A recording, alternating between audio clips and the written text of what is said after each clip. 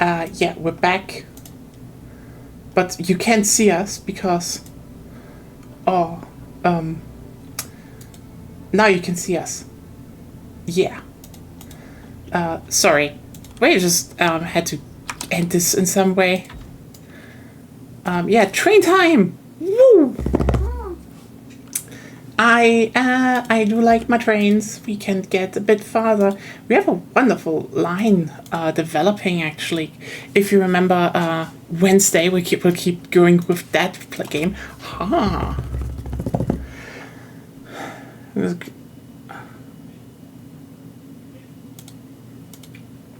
Just lie down. I'm gonna lose you because I'm too tired to walk to my PC. No worries. Like, just relax, Just relax. I'm not forcing you to hear it. Like, if you just say, like, oh, I can't watch anyway, so, like, you're not forced. If you just have fun being here, that is enough. I mean, I think sound works still, just video will have problems, right? Yeah.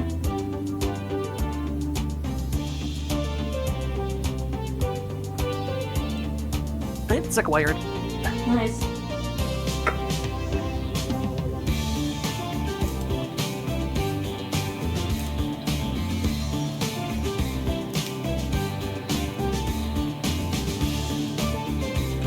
Yeah.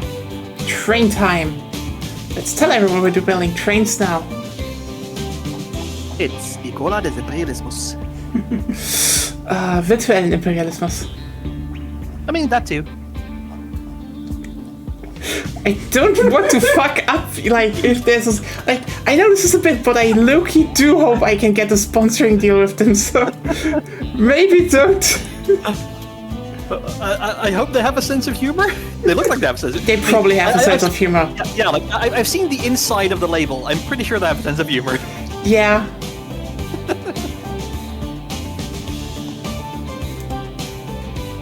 Where is my... That's your what? My skeet, but you know what? Let's just go into the game again. Choo-choo! Oh god. It's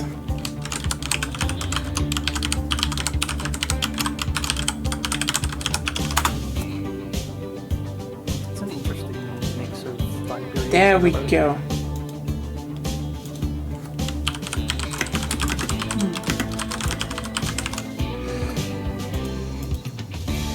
Just tell me if the audio's okay and all. Young employment provider. True.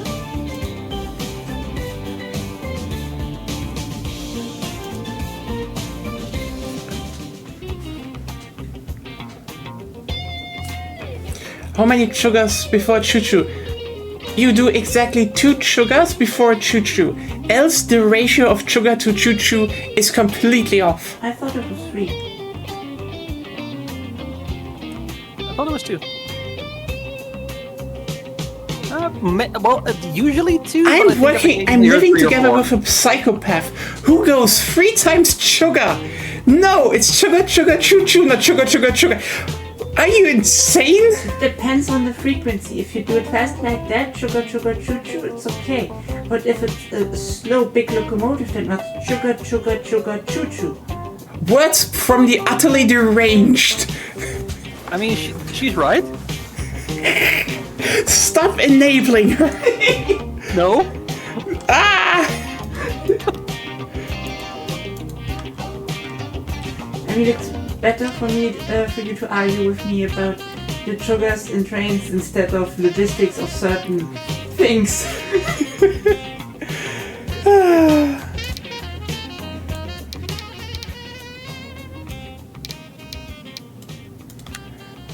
I accept this for possibly like 6 sugars, but rarely more than that. Unless it's from a podcast where there was 1 sugar for each train car. I'm used to 6 instead of 3. What? What? What in the unholy?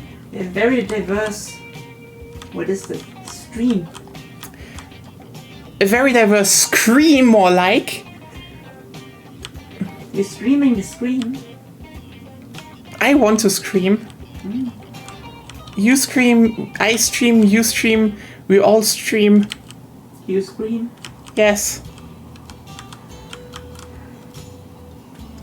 Like sugar, sugar, sugar, sugar, sugar, deep breath, choo choo. Okay, I can see it. I can see it.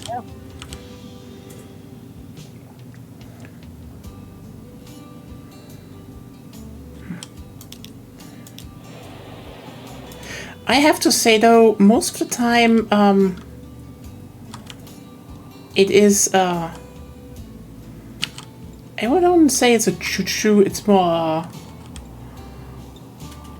how should I say it?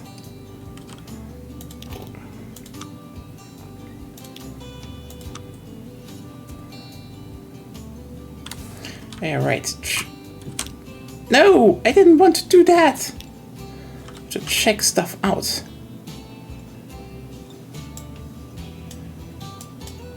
So the people in Busan live down here. I could make a nice big station like right here.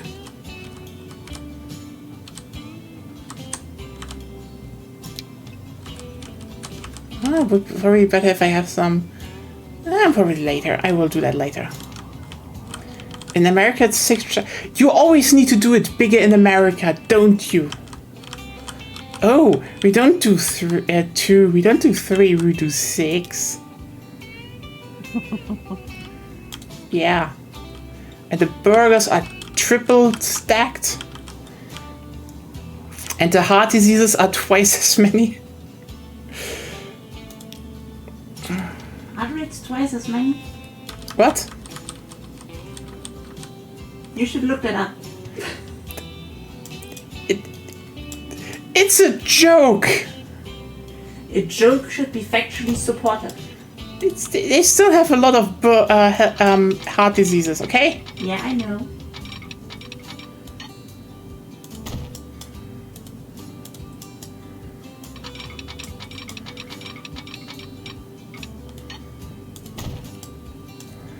Damn, called it out. It's true though.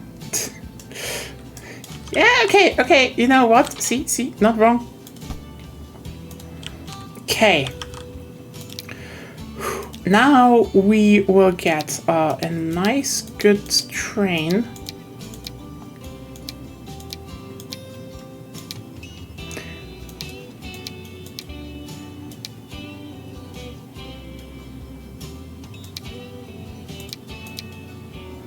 Interesting that the big car has just top speed of 40 kilometers and this one has 60, so yeah, I will.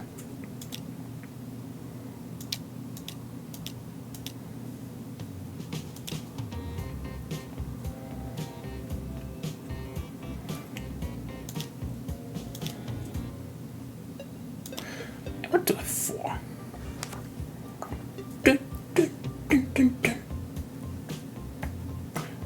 Let's talk about trains though. I kind of hate the fact that we are still stuck on Russian trains. I want to get to the good trains, you know, Japanese trains, Chinese trains. Okay, the Chinese copied a lot of our trains and Russian trains, but like still. Okay, they're not actually making the best trains in the world, sadly. Making good subways though, so.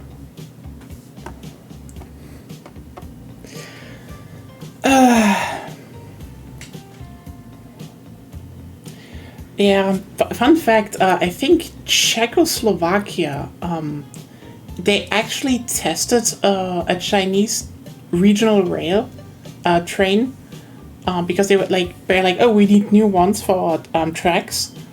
And they were like, oh yeah, you know, we accept a Chinese model, you know, just see how they are, you know, not only getting, you know, the typical European stuff and all, they actually went with a European one because the Chinese one was... Let me put it like this. How do you picture a regional rail train in terms of its interior design? Seats. Yes, true. Piss. What? Piss. Windows. Piss. Okay, you know that's more an East German thing. Only Berlin. Berlin core. So what you're saying is the Chinese regional rail came pre-pissed. No, actually not. No. So it was Okay. already pissed. That's what you're saying. That would be weird.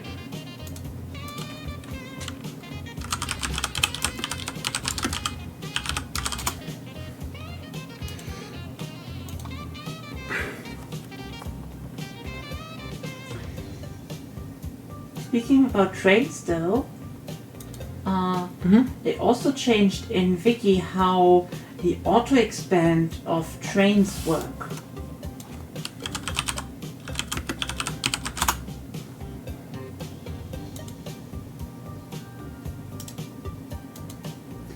Okay. Oh yeah, right. It now prioritizes infrastructure needs instead of what was it again?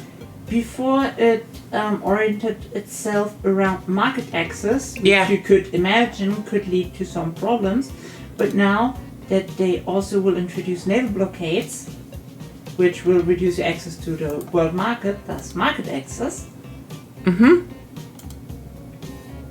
And DI is basically templates, certain templates of auto expansion.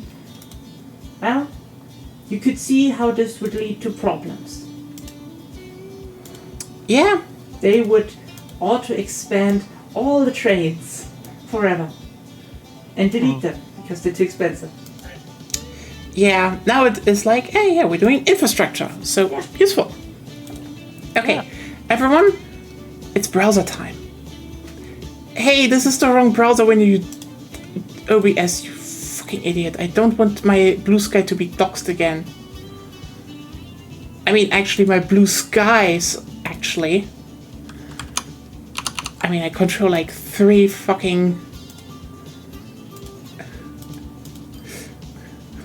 at once, actually, now. You know. Shockingly, I'm so surprised how one tweet on my new project, that Skeet, sorry, just went big when it didn't get that big on Twitter. Better audience. What? Better audience. Definitely a better audience. So I'm more surprised that the stuff that got big on Twitter didn't get big now, but I guess Probably algorithm differences and visibility stuff. it was That's it was usually the more difference. visibility, but I feel like it also hit different horny nerves. So, but yeah, everyone. So this is the Chinese series train, and if you look at it, it's not bad in general. You know, like from what I know from the general performance review, this was a train that performed similar to European trains. Now, the devil is in the details. From everyone driving it, so they didn't choose this one. I think they chose Siemens because, I mean, Siemens has such a dominance on multiple unit trains in Europe in terms of regional rail because they're just making really good ones with the Talent series. That's just the case. Hold on. When was this?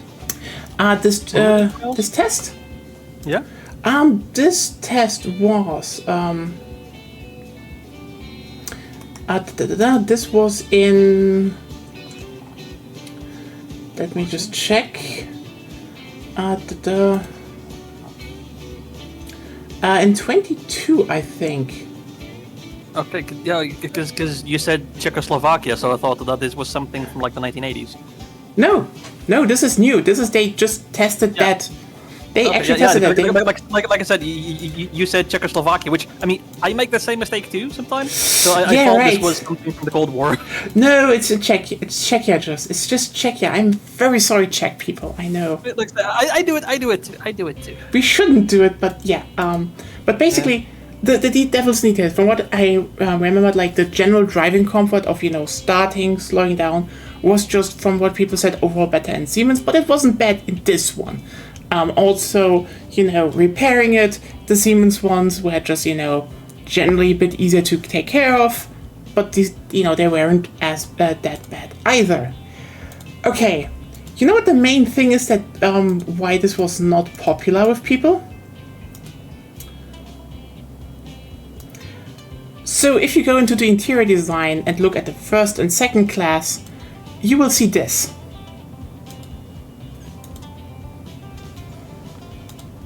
Yeah, that is second class. That is the first class. I have to say, by the way, first class, holy shit, that is a good concept for, long distance high speed rail trains, I would even say. Like, that is, I can see that. I would happily spend time in one of those for like the 6 hours I drive down to my parents.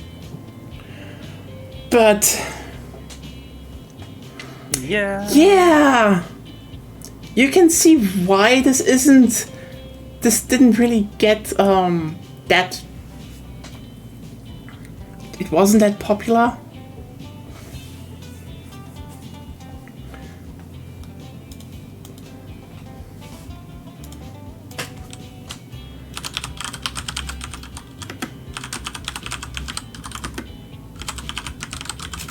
Because here's the thing. European regional rail is like what people know of, and again, we don't really have that much of a capacity issue, which is still if you're looking, it's like, oh hey, second class is like a lot of small seats where you have just a little bit of comfort, maybe more, but you're still standing. And it's a bit awkward, and first class is just luxurious, and compare that to what we have here. And fun fact, do you notice how here in the back, right here in the back, there are a lot of seats, and you can put them down, so you actually have more floor space. And the ability that people can sit down still if the other places are full, which is, I would guess, still nicer than whatever the fuck this is. So yeah, that was the one time a European country tried a Chinese-built train, and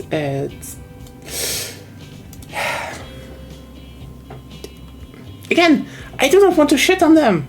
They make solid trains. It's just, you see why, right? By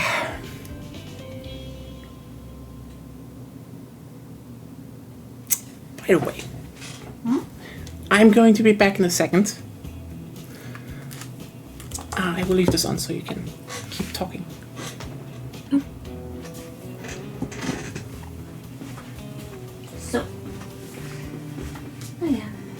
Well, every authority is stupid.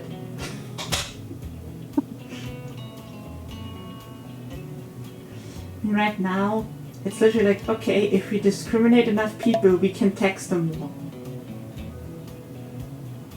Which is weird. Yeah. Honestly, I feel like tax changes should be bureaucracy based. Yeah. Zeb, we literally had that discussion, I think, like half a year ago, and you vehemently opposed that.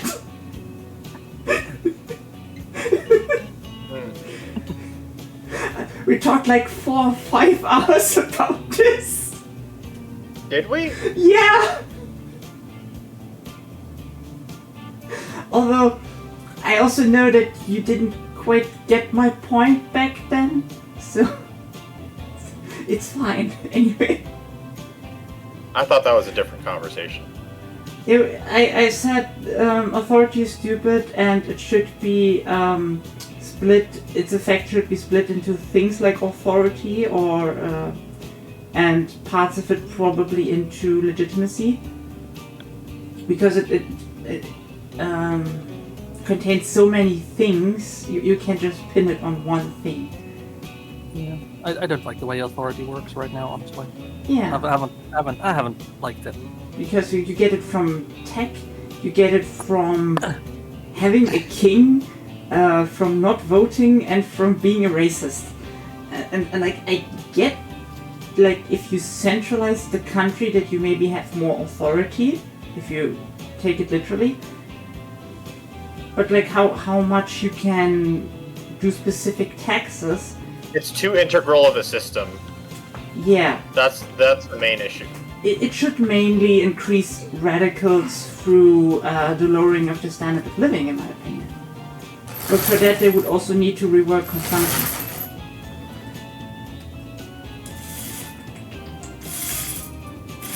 That would be like one part. The other part is obviously how many decrees can you do, which seems more like a manpower and bureaucracy thing. Okay, what the hell did I miss? What did you start? What beef did you all start? No, we have no beef. We actually, There was no beef. we're very much in unison. But I like beef. Yes. Too bad you'll eat tofu and like it. Actually, I like tofu like a lot. Tofu steak. Tofu is underrated. I make a joke, but yeah, tofu has a bad rap. Just the reason tofu has such a bad reputation is because people don't know what to fucking do with tofu, and they horribly mangle it, and then they go, "Oh, this is shit." It's like Also, yeah, they're trying to use it as a substitute for meat, which is just it's stupid. yeah, it's not. Tofu's tofu.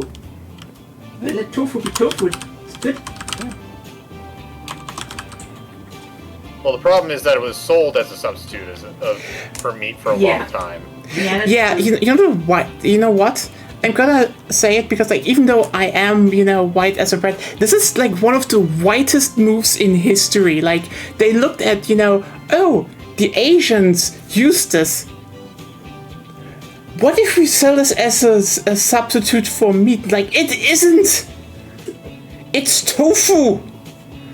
Yeah, Like, blame yeah, vegans. but like, what if we make it different? With better taste? Then then now it's just racism with a thinly veil over it. Oh my god. Okay, the racism part is something that I haven't heard before. That's funny. The thing is, a lot of people have some racist idea over Chinese food or Asian food in general. So this is like more of an. It is more the thing of, we need to uncouple this great ingredient from the savage cuisine.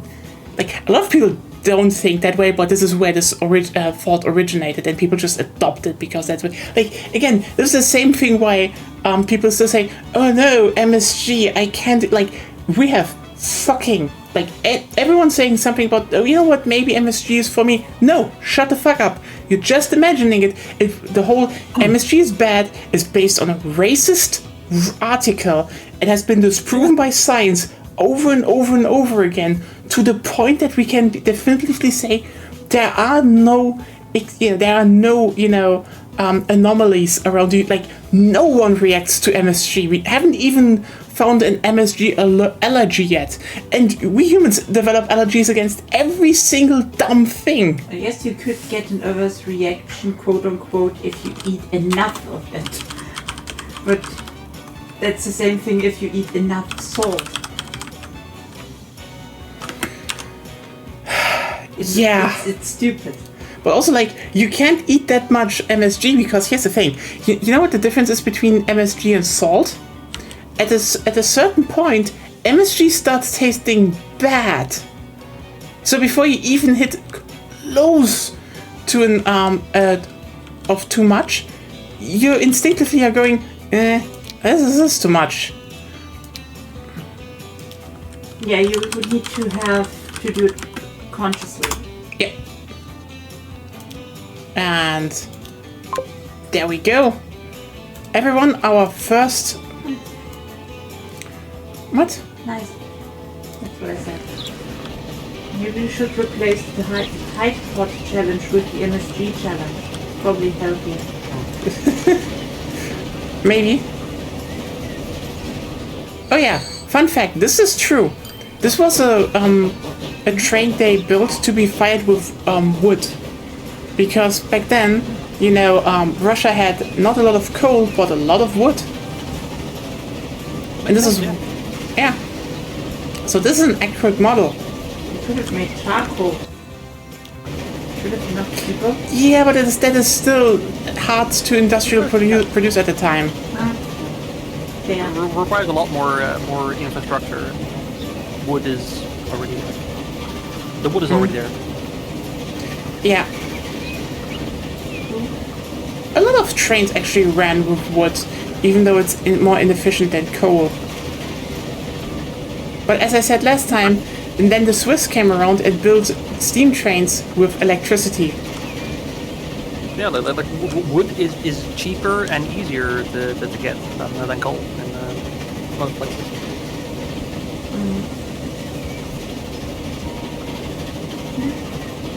You're right there.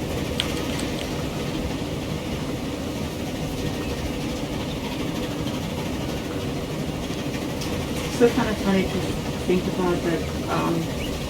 Now in Victoria, you want to do ethnostate for a while, to a certain tax point, because you want your companies to have monopolies in similar charters, and based on your standing, your prestige, and some other things, you have a certain amount of free ones you can give out.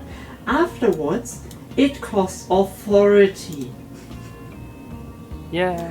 So technically, if you have your nationalist movement and all relevant texts unlocked, you want to go monarchy, ethno-state and shit, probably suppress your populace somehow, so you get all your authority, get the government taxes up, higher authority, use it all, and then put the government taxes on the lowest end and liberalize again, because negative authority doesn't affect you much in gameplay. Yeah, that is kind of ironic if you think about it. I wonder how much changing that aspect of things would do to fix things. I'm not saying like it's gonna be the solution, or like maybe they should just consider that being negative authority is worse than it actually is, than it currently is. That would be a short-term fix, yeah. Or at least a band-aid. Yeah. As much as it is not a good idea to go for those kinds of things, like short-term fix and band-aids, you do need them at times. You just can't stay with them. Yeah. In right now, I think the changes they do are all well thought out and obviously channel the game in a good direction, especially as a foundational thing. But in the meantime, maybe some extra band-aids are necessary.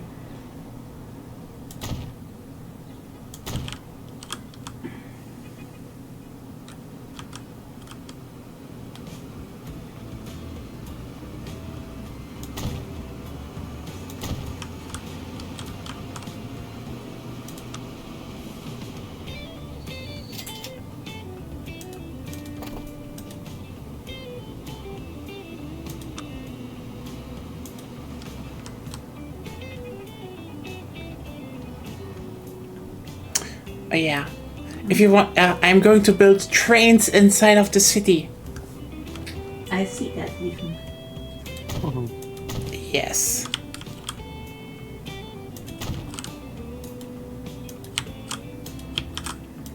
Well, it's also the thing that, especially in a time period, it's kind of weird that just going for racist authoritarianism is so easy. It should technically generate way more radicals in the long run. But I think they did something in that regard. I think they said they wanted to make a movement of minorities in general that just unite under one banner, basically.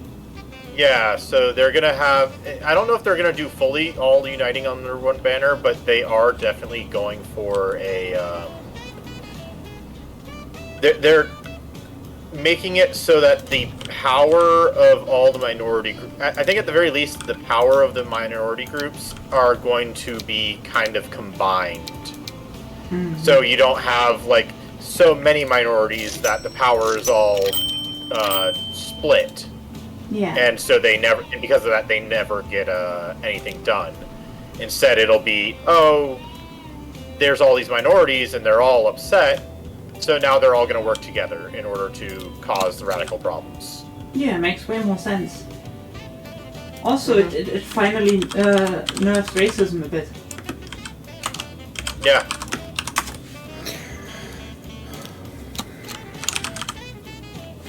I mean, without the radicals, all racism does in the game right now is distributing wealth and some job access.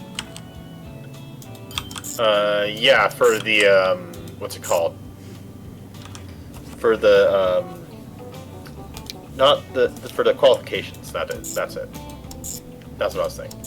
Yeah, not the qualifications, more like they can't work higher end jobs because they're discriminated against. Yeah, that part of it, yeah. No, I got mixed up there. So as long as your core population is high enough, it's not really a negative to do that, which shouldn't be. Like, if 90% of the country is oppressed, you should have a revolution, I think. And not just like, oh yeah, I'm activating secret police, who cares?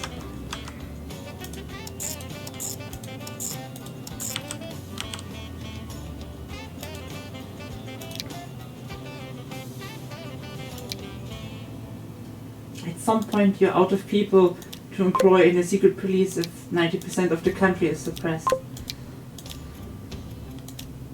But at least we're moving in that direction. Okay, look at that. The builds. Fantasy cars.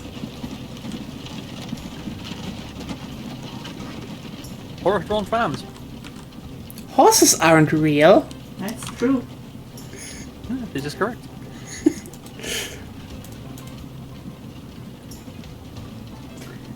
Nope. No brain. No. What? I'm going to say this just once. This is a reference to the whole talk we had as free with Lena. No. TOS violation incoming. Don't do it. No. I'm just saying that dragons and horses aren't supposed They're both fantastical creatures. No. Oh, one of the most cursed topics we ever discussed on this channel. Yeah, we shouldn't. Yeah. I've seen people get flagged for less. Yeah, it's Twitch, yeah. Yeah. Also, You never Twitch does have know. a thing. Twitch does also have a thing for VTubers too, so Yeah. unfortunately. Although that's more of like a that's more of like their skin showing issue. Although they do take other issues even. Twitch is weird about VTubers. Twitch is generally weird, and I would say half of it comes from the fact that it's an American company. Yeah, but like they're being extremely harsh on VTubers specifically, more so than like flesh, than like real. Yeah, it's just stupid. But yeah. Yeah. Okay. Been a problem for ages. Okay. Now we will expand a little bit. We're expanding. Yeah, I want to make like okay, for everyone who doesn't know, my plan is to make a very big hub for trains in Busan, because like basically there will be a main line going up here, a main line going over to here, and then maybe up here again, who knows? So you're inflating your network. No. Train inflation? For inflation?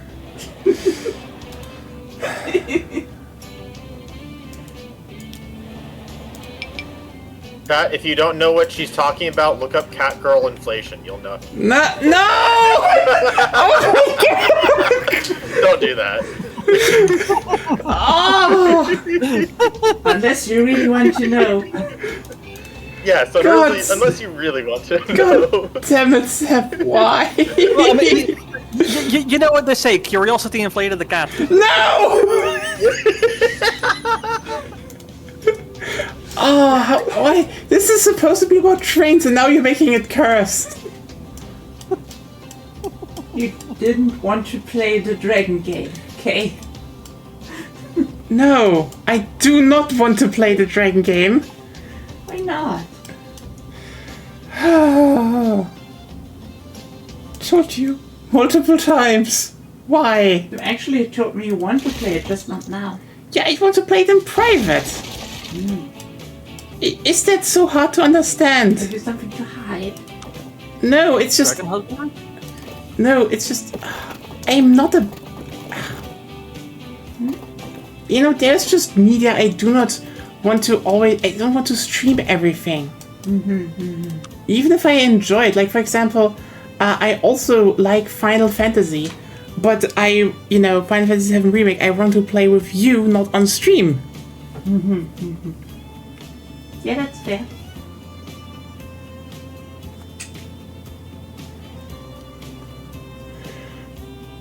No, I get it. Like, I'm probably never gonna stream Total War, but I love playing that. Like, love playing it.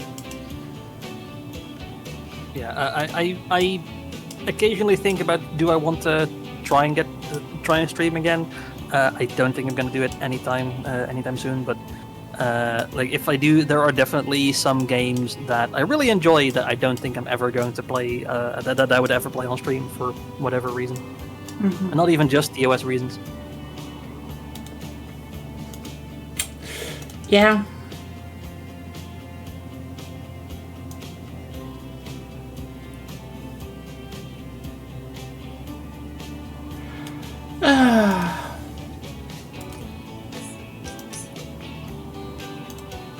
Again, I said it last time, but it's still great that the transport simulation genre has been basically required to just have good jazz or ragtime as a soundtrack. Yeah. Yeah. Except when the times where it goes into trance and stuff. Yeah, we can be glad that that a lot of the people who were inspired to continue on the genre were inspired specifically by Locomotion. It really is just like a lot of... It's just all Locomotion fans. Thank you, Chris Sawyer. Yeah. I am genuinely wondering, what is he doing? Like, Probably getting Nobody sued. knows. honestly, at that point, I would probably... If they ever announced Locomotion 2 and actually put his name on it, I would flip my shit. It would be the comeback of the century. If I recall correctly, some of the people that worked on Locomotion are part of the team for Transport Fever. No, there were, I think Transport Fever was, there were modders. I was on okay. I was literally on the forum when they made their first post about, yeah, well, we got together and we're working on a little game called Train Fever. I was there when the series birthed. In the German Locomotion forum. If we're looking to find out what Chris Sawyer is doing, maybe we should look in Sid Meier's basement. Well, I checked just Wikipedia. I don't think he's doing anything because a section here with from 2017. He said he decided to take a backseat again and devote more time to other aspects of his life. I mean, what He'd never rule out creating a new original game, but he thinks it's unlikely. He's getting on a bit now age-wise. He wants to take things easier, and he's also indicated that there's no need for a solo assembly coder such as himself in the modern games industry. And in 2020, he said, I also feel I've now created all the games I wanted to create, and working on someone else's game designs just doesn't excite me. So I think he's just he's made the games he wanted to make, and now he's just done. Which makes sense. Yeah, good for him. Yeah, I know, but I want to see Locomotion 2. Yeah. With another assembly engine, you know? Yeah. Who knows?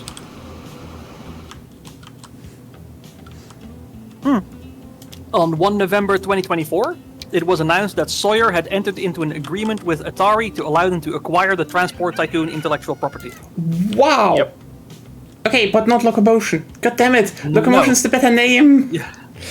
I know Transport Tycoon is the Yeah. bigger one and more know it, but Locomotion was the better game. Promotion. Sawyer, its personal life section says Sawyer values privacy, rarely gives interviews, and does not have a social media presence. You know what? Very understandable. Yeah, in 2013, he said that social media takes time away from what I need to concentrate on. And in 2016, he says he prefers to let the games do the talking. He volunteers with the media team at a local primary school. He travels the world to visit roller coasters as an enthusiast. He's just kind of living his best life.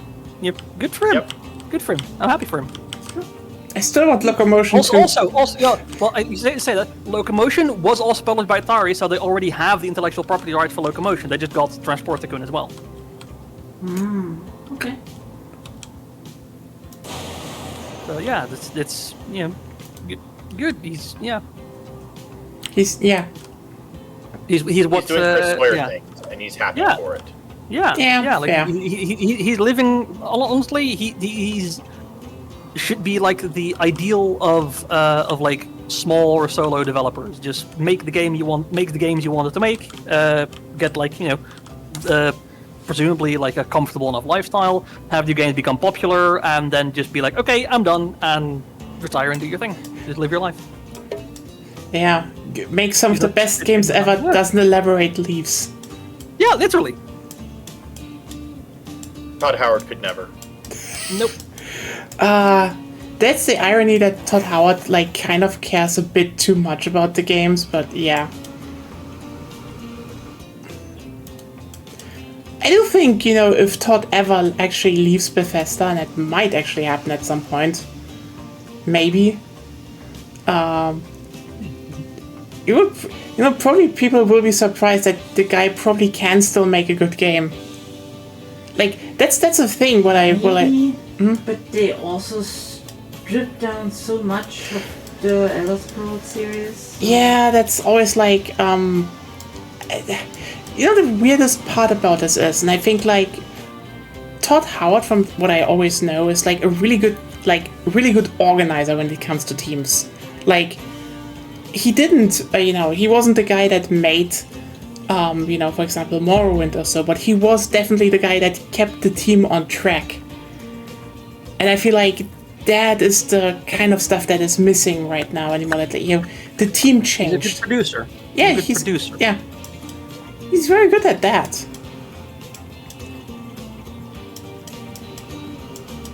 Well, now they own by Microsoft, so it's only a matter of time until they micromanage to be something else that they don't want to do, Oh. and then they all. I'm almost guaranteeing you that already happened. We just don't know yet. Like, people started leaving. Like, I mean, there's the thing where I would say,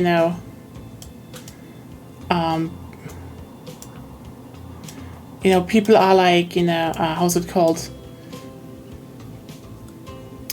Like, that was always the thing where I always said, people forget that Microsoft had a history of micromanaging, quite literally. And this is why, for example, Remedy stopped working with them. Like, literally, Remedy went and just didn't... Yeah, they just left them. And because, during Quantum Break, it was just constantly oh no, do things differently, do things differently, and they just, at some point, just didn't want to anymore. They wanted to do lesbian adventures in the Brutalist building.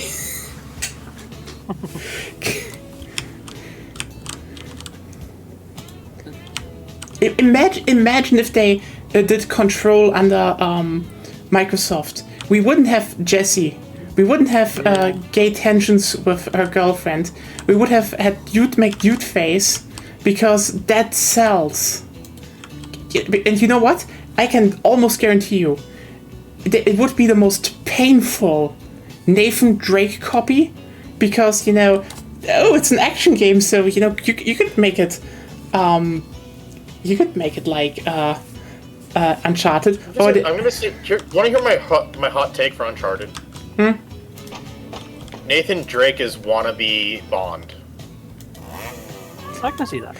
I can see to a degree, but like, I mean, he's definitely his own thing, but I don't think that he is completely. I would say though he is more like how's the guy again from the Mummy remake? Brendan Fraser? Brendan Fraser, which is ironic considering Brendan Fraser wanted to play him.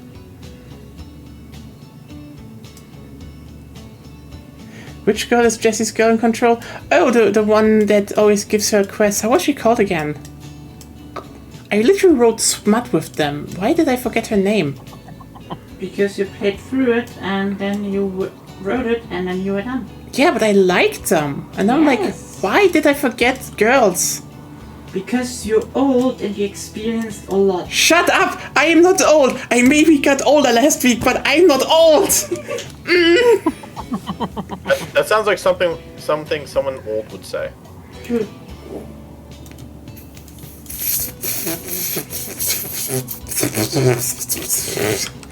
Shut up. Okay. You're at least not as bad as the video guy we watched this morning. God, what do you mean now? The guy who was like, Gabe's back then didn't hold you by the hand, which is like, I guess, I get what you mean, but that's still hyperbole.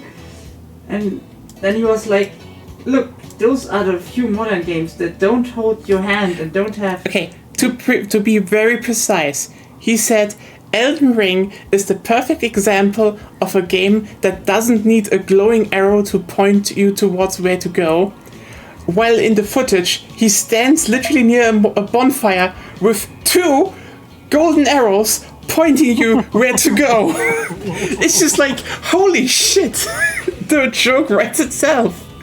And that's the irony about it. You know what that makes it sound like to me? It makes it sound like that guy's parroting the actual takes that. Oh yeah, it was that pure. were like in favor of Elden Ring, because Elden Ring, it wasn't having the golden arrow; it was having the like a smart map that invited exploration, rather than having and like didn't like tell you where everything was. And even then, there is a bit more to that, because like the thing about Elden Ring is that. The irony about that is that there, people saying it doesn't need a big pointer. It actually does it, because the Elden Ring map is. So here's the thing: in Dark Souls and previous Souls game and most other ones, everything is very condensed. So you can actually mentally map the 2 to maybe 3 ways that you can go, and they're distinct. Elden Ring is a flat open map. To know where to go, because it's not like you not constantly have like high points on seeing where to go. You actually there was a need to actually have a pointer, because the irony is Elden Ring by this design they wanted to keep having, couldn't have as many NPCs, for example in Morrowind, for example. Morrowind also just gives you a map, but if you want to go somewhere or you have a quest, people give you instructions, because there are literal, paths with signs that tell you this is where you go, and then like, hey, just look for that landmark and then go left. And if you follow that route, you will find your goal, because everything is laid out in a way that humans would use. Elden Ring have a player icon for your big map? I don't think so, right? I don't think so, no. Yeah. And meanwhile in Elden Ring, by, their own design philosophy, or, more like by what they want to do in a certain way, it just had to be that way, that they needed to go and be like, okay, we just need to have something to point the players towards to, And so they just were like, at the bonfire, and then it maybe shows you 1 or 2 directions where you can go. It's not like, a clear, path or, constant indicator, but it's still, they still had to settle on a very blatant way of telling you, go this way, because it wasn't really that obvious where, the next interesting thing might be.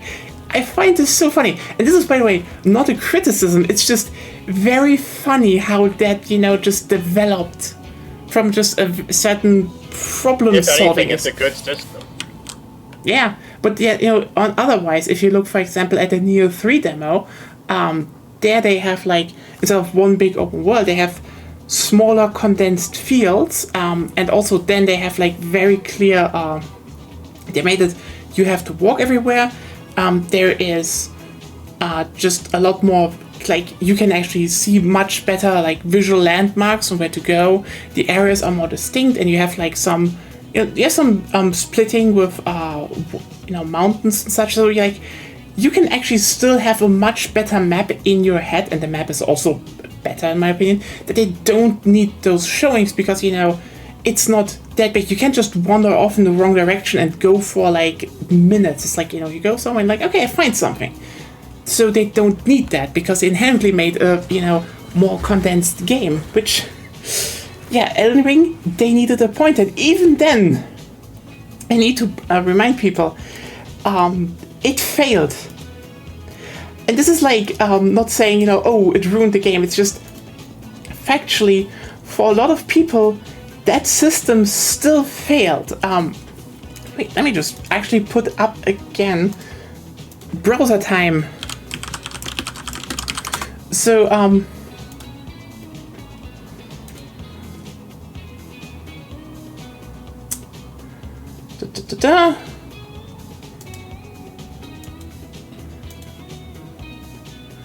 Okay, everyone, welcome to the browser again.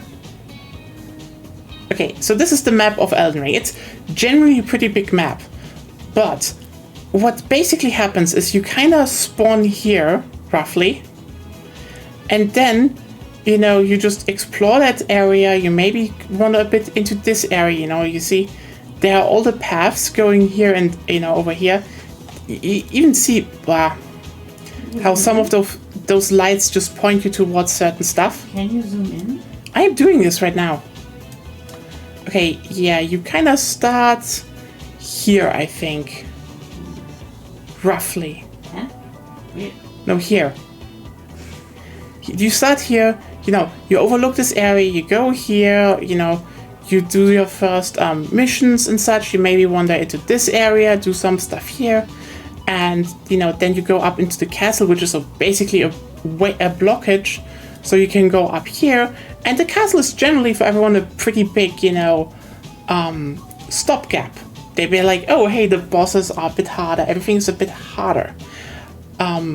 So the thing is, basically, people do the stuff here, go to the castle. Because that is the thing you naturally guide towards it. Until you realize, after you're probably around here or so, they actually wanted you to go down here. Like, literally, to progress, and Agonia had that problem, and other people also had that problem. A lot of people actually. Problem. It's just the system didn't work as intended. Yeah, like, basically They it was... didn't realize how stubborn people were going to be. No, it's more like, when Radan is being, if you kill him,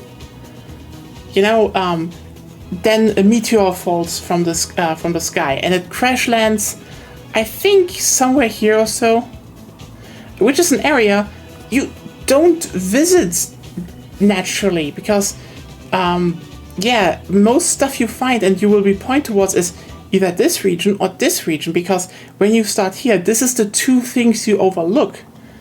But they want you to actually just swivel down and go down here because this is the actual starting area. So a lot of people actually do this area completely over-leveled. And, like, I'm just gonna say, this is, like, one of those weird misdesigns because they could have just made this, like, an endgame area and then maybe point people towards going here as an endgame area, and it would have solved off all the problems. But yeah, no, like, ironically, even with their pointers, people just missed this area because everything else felt more naturally, and yeah. Well, that's the problem if you literally point behind you. Yeah, but it didn't even point behind them. Okay, you know what? So if you're looking at the map, you don't start on the east side of the center mass. You start on the west side. So you pop out, and technically, if you pop out and you go right, you do encounter that island in the south. But you won't, because there is a glowing line. Yeah. In the first bonfire, so it's not even just that. It's also the tree sentinel. It does. There are two responses. Well, there's more responses, but there's generally two responses that you can have when you see the tree sentinel. You can either go in that direction, or you can go in the opposite direction. Yeah. The idea was the idea behind the tree sentinel was that it would be an enemy to teach you, oh, you don't have to fight everything. Now, of course, that doesn't connect. That's not like a smart thing for them to do, because they should know their player base better. And to a degree, yes. People are obviously going to challenge it and keep challenging it, thinking that they can beat it, and they obviously can beat it if they are good enough. Skill issue. But if they do what it was designed to be, and be like, okay, I'm not going to bother with this guy right now, I'm going to go somewhere else. You just go in the other direction. But they failed to understand you can just walk past him. Yep. And there's literally a kind of there's the bonfire, which you can have as a safe space, and technically the game wants you to walk past them. Yeah, but people won't because it's a shiny thing. Well, lots of people did. And normal. It's just like, as I've said. No, I meant walk past him instead of like turning right and going somewhere else and avoiding him entirely. Yeah, because you don't need to change your direction to avoid him because it's not a narrow pass. Yep, and when you keep going in that direction, that's how you reach the castle, or at least the ways up to the castle. Yeah. In which case, you encounter probably one of the best farming spaces in the early areas, which is the plains with the giants, or the trolls, or whatever they're called. And so you just kind of spend a lot of your time there. Then maybe you go into the castle, maybe you don't. I didn't go into the castle. Like, naturally, I just kind of like, you know what, I'm not going to bother with the castle. I'm going to go check out other places. Then there's a trapped chest in that main area that will send you to Ohio, or Calais. Fucking Ohio! Ohio!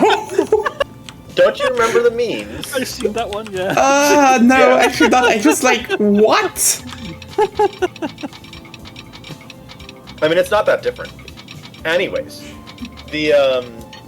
there's one that can send you down there. I think there's a trapped chest that will send you to that southern island, but I don't remember. But there's plenty of like, if you're not rushing the storyline, there's plenty of incentives that will send you south. I mean, which incentive would that be, except from, like, at least for me, I don't care much about the storyline. I'm just like, there's a direction, I can go there, it looks interesting, so I go there. Yeah, I think your issue is that you just locked on to the castle. True, that's the first thing I did. So one of the things that will send you down that way is looking at the jails. You encounter one jail in those Thunder Plains. Yes. And so you think, oh, maybe I'll look for other ones. And they're quite obvious to spot on the map. And so you'll see that when you look on the map, you'll be like, oh, there's one to the south. I'll go down that way. And you'll see the swamp. You may encounter the dragon and run away. You'll see some of the missions will take you down that way. If I recall correctly, the one that introduces you to the invader system is it brings you down into that swamp and a little valley connected to it, which then gets you in the general area that you need to be to go to that southern island. So it's not like there's plenty of things that can send you south. It's just a matter of, I think, what you latch onto. And if you latch hard onto going into the castle, then that's just like your experience there. Yeah, of course, in the end it's an experience, but the intent of the system was technically to send you down first, because that's one of the lowest level areas you can go to. So in that sense, the system failed. I think the difference is not necessarily that the system worked for me. Yeah, but not for a lot of people. And the point was just you are the only ones that I've talked to that have had this issue, by the way. Other people had that. Not saying that other people didn't. I'm just saying that the majority of people that I've talked to about this have not had that issue. Mm-hmm. Well, that's not directly an issue. I have to clarify that. It's not really an issue. It's just like I noticed they obviously wanted me to go down there first when I went there. It's just there wasn't an obvious pointer in the direction. Like obviously I didn't need it, but yeah. At least for yeah. By the way, now, quick side note.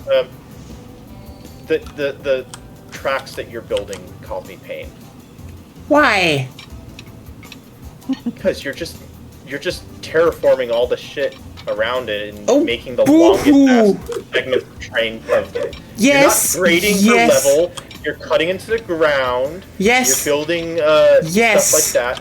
You are wasting money in infrastructure. You're not being good I'm making the most aesthetically pleasing line possible. And if nature has to go away for that, then so be it. Also, Ghost of Girl, it's Emily Pope. I remember it now. That was the girl Jesse's banging.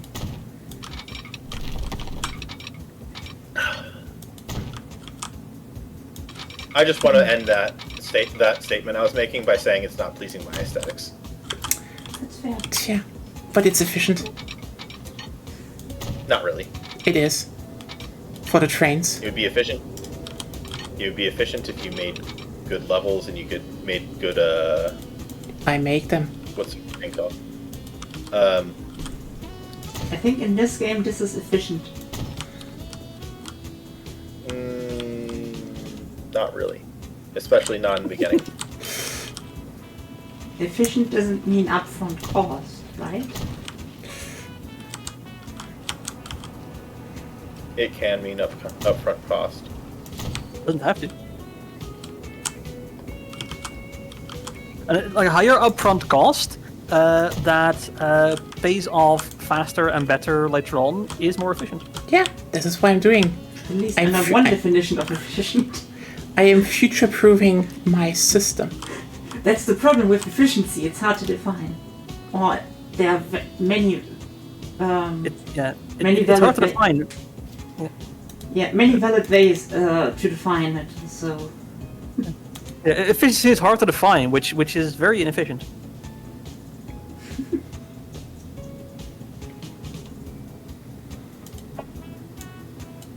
Yeah. But yeah, Elden Ring wasn't that much for me. Not bad, but you know. Yeah. It's like. Yeah, not every game is for everybody. So. Yeah. I've had some games that where I've been like, okay, I can tell this is a really good game. I just don't enjoy it. Subnautica, like. I tried to play Subnautica many times, and eventually I just realized, oh, I'm actually just not having fun playing this. I'm just going to stop trying, because I'm clearly never going to actually, have fun playing Subnautica. It is a really good game. It's just not for me. So, you know. Yeah, it's similar with me with Elden Ring. Like, the bosses are okay. The way, like, to figure out where to get shots was a bit of a hassle, but that's fine, I guess. Yeah, I complained a little bit about finding shards. It's not like... And then some of the It's like I getting. think teaching the onboarding for some of the classes and like leveling and builds and stuff was not very clear to me in the beginning. What So it do took you me a mean? little while to understand it. No, like stats and other like basic Souls-like stuff. Yeah, but that was your first game, so that's to be expected. Yeah, Yeah. Like, I didn't have the the problem. onboarding was not very good in my opinion for new players. Yeah, that's kind of the. But I the don't game, have a comparison though, so The game kind of expects you to Yeah. figure things out for yourself. I would generally say, I think you can be glad you played it in English, since we have a PS5 in German right now. I had a very botched translation of it. It was terrible. oh yeah. I just remember, I think my low point in Elden Ring was when I encountered the first dragon, and so I killed it, and then I killed the next one, and the third one just teleported away because it's a coward. And then I was like, oh come on, I can't kill the dragon. Because it was gone. Just... It was very sad.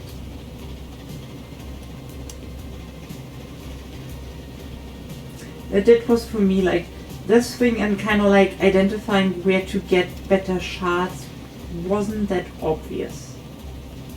Yeah. But by the way, we have our first main line going. We will expand it then slowly to Shuzu and Shantu, and there will be the finish line, I would say. But there were fun parts too, like finding underground ants was fun because they aren't used that often in games. In yeah. general. Or like climbing on the side of the first elevator. That was fun. Extra Elden Ring had some good stuff. That's like, yeah. yeah, overall I really enjoyed the game and I had a lot of fun. I don't think I'd play another Souls-like game. I probably won't play another Souls-like game, but I think it was a very enjoyable experience for me.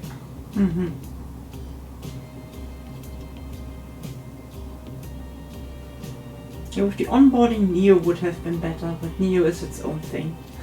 I think Neo actually does a pretty good job at getting RPG systems across that you can really use really well in other games. But also, the irony about Neo is that it's not it's not your typical how's it called?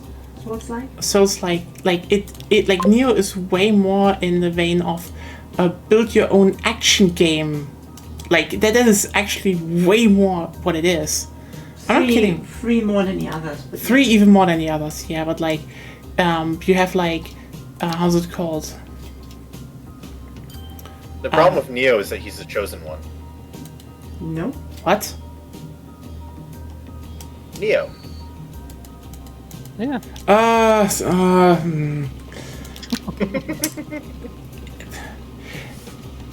Neo from I the think Matrix, just spelled a yeah. little bit dumb. It's a very bad. But he wasn't the chosen one. That's true, actually. He was told that he was the chosen one, wasn't Yeah, he was told he's But he the chosen wasn't. one. He wasn't. he? Yeah. He gets told a lot of things. True. And that's the problem. Neo needed to be Neo, not the chosen one.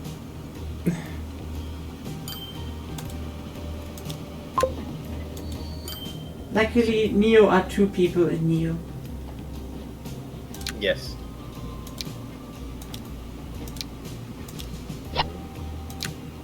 By the way, we're upgrading our trams to choo-choo trams. This is very important because it adds more choo-choo to our trams. But there's no sugar. A bit of sugar. Look at them. No, you said you upgraded to choo-choo. Yeah, fair. So they have no sugar. Look at this.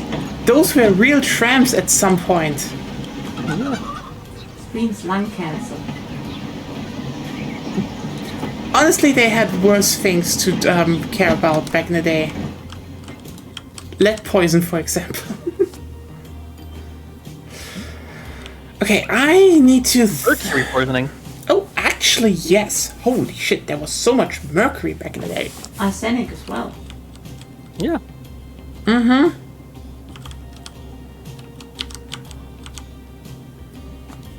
Okay, question.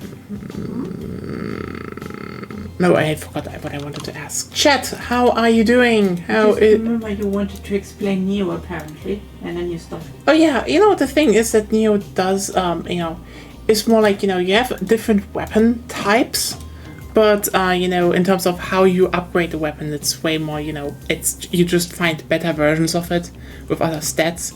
The key thing about Neo is that it has skill trees, and there you actually unlock a lot of stuff in terms of also movesets, and you can then tailor, customize your combo moves in that moveset, so you can, you know, have more better movesets and all that. So that's actually pretty cool.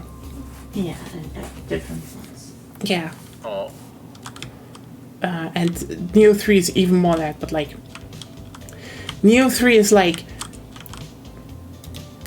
god damn it, is this game going to becoming more and more just Ninja Gaiden 2.0.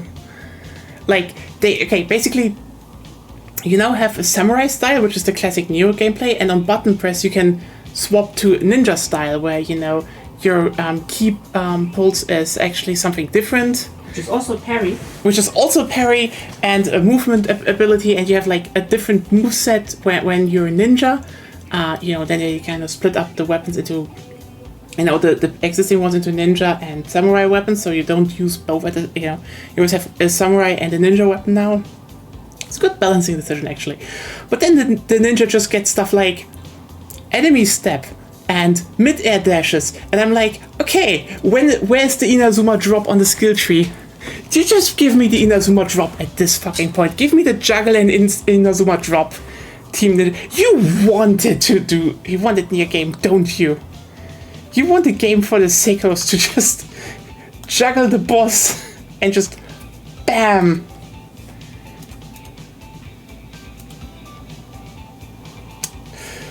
Oh shit. Okay. God. Okay, well, I just got interesting news. Well, not interesting, sad news, actually. Oh.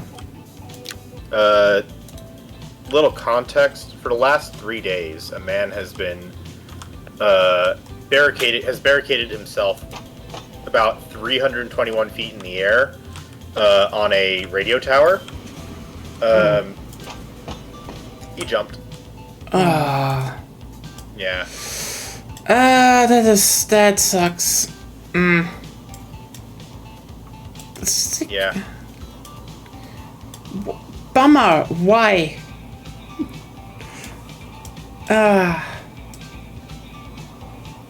It's unfortunate. Yeah. Shit. I guess in other news today,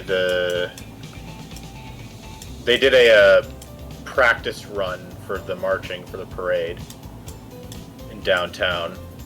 I feel sorry for all of the servicemen and women who have to do the parade because it sucks. I mean, isn't it going to be blown off because of a storm anyway? Potentially. But they still need to practice and to prepare for it. And so they were in these, like, not very good breathable outfits marching in 91 degrees Fahrenheit, which is about 30. And it's also fucking humid today. Let's take a look at the humidity index. Oh, by the way, everyone, as you just saw, we have a fairly locomotive right now. Nice. Good. Yeah. Ideally, the parading service people just refuse to parade. That would generally be the best thing, but well. It's not even just like the weather stuff too. It's also like they have to give up, because of it, they have to give up their weekend, which they would have been able to, like, go off base and, like, just relax and do stuff. But, because, like, they get leave and time away from work on the weekend. But now they don't, because they have to practice in hot weather and go through like multiple inspections. And it's basically everything that a service member does not like to do. Again, they should just refuse. Oh, load the guns and just shoot collectively at Trump while they're doing it.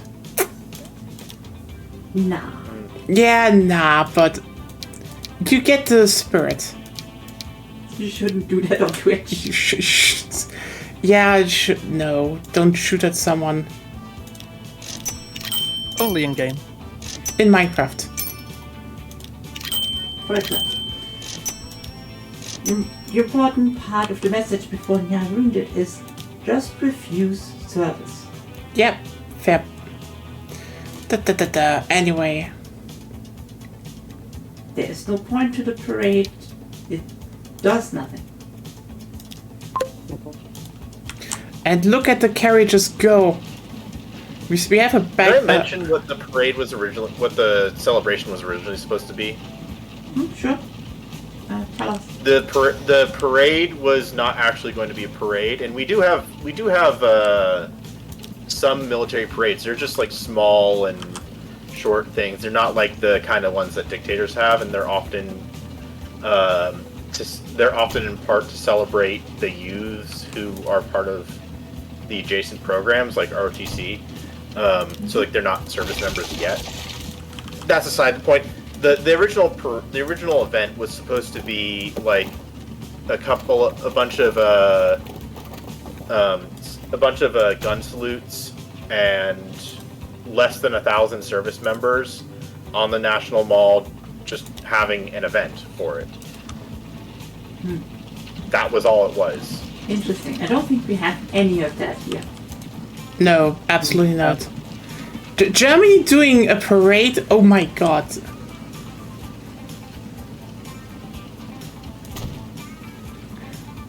We get enough bullshit for... You don't want to look as if you're one of those kinds of Germans, right? God. I mean, wait a few years, then America has the same problem. Yeah.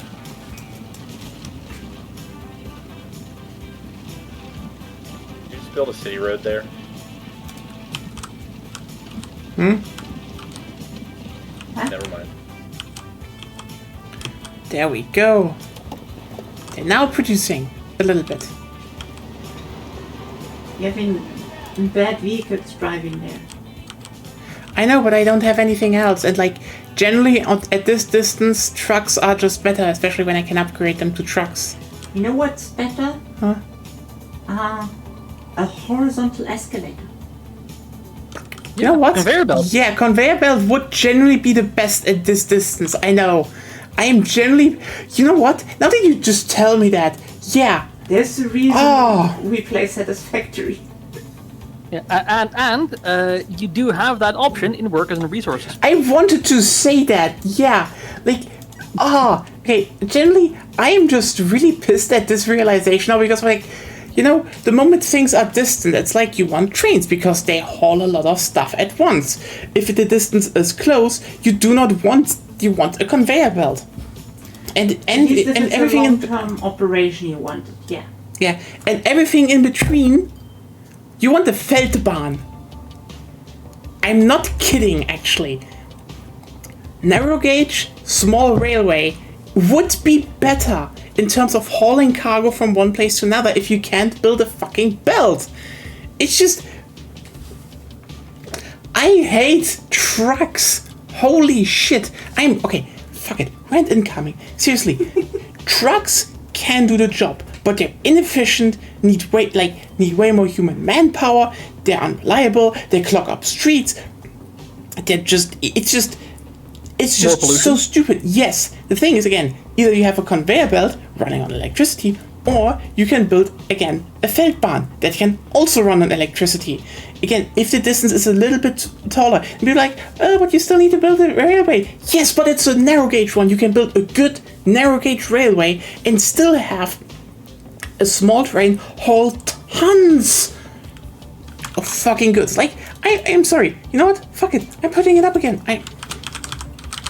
This is also one thing I am missing so much from transportation games, because Feldbahn are like narrow gauge railways, one thing. Feldbahnen are generally so good. I am actually shocked that, you know, they are not used as much. Because some you know, they're still used sometimes. Like, usually they are now used for, like, you know, park in parks, or like their museum railways and stuff. But some you know, companies still use them because they are just highly efficient. And in some cases there are, you know, if you actually care about them, they are still doing the job really, really fucking well. Because, like, look at, okay, I'm going to put it up in a second. Okay, so here. This is really narrow gauge, but you see how much the small locomotive just handled by one person can haul. And this is like, by the way, they're still used a lot when getting, how's it called, peat. Because I was gonna say, is that looks like peat production. And a lot of times in, you know, they were used in like mines, for example, and then people are like, oh yeah, but we can just use trucks, and then, like, you know, inside of the mine, yes, but like everything else, and also if you're like, oh, but can they be electrified? Bada bing, bada boom, you can absolutely electrify them. It even looks cool. Yeah. Mm-hmm. Cute. It's cute. I love the little thing. It's adorable. Yeah. Like,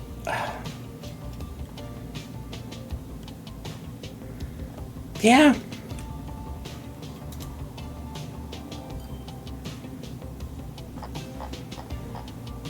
Yeah. From what I saw, workers and resources, the conveyor belts are a bit clunky. Yeah. Otherwise,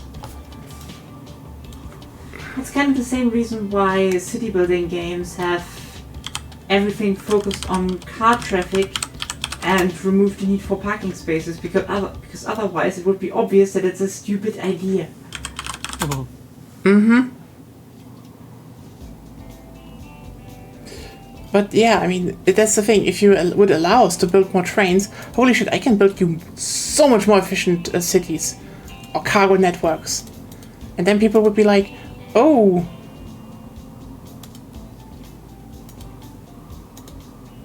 Yeah. Yes. Seriously. Oh. It's just like, and people will be like, oh, why is the train so efficient? The answer is, well, look at this. This thing is just, again, those are multiple trucks, and you can chain more behind it, and you just need one run. It's just so much more efficient in just every sense. It's just so much better. God, I'm still, and you know what? The moment I start building trains again, we're talking trains. But yeah, I hate this, because this should be, you know, a narrow gauge railway, and it just. And you know what the worst part is? When you look at, you know, quarry to a factory, you actually want the big trains, because you know what the coolest shit is? Really big cargo trains. They're like, People are like, oh, but you know, those are big. Yeah, and shut the fuck up. They barrel down the, you know, they're just like, oh, I mean, the Americans have big ones. I totally agree with that, but we still have great ones in, you know, in Europe.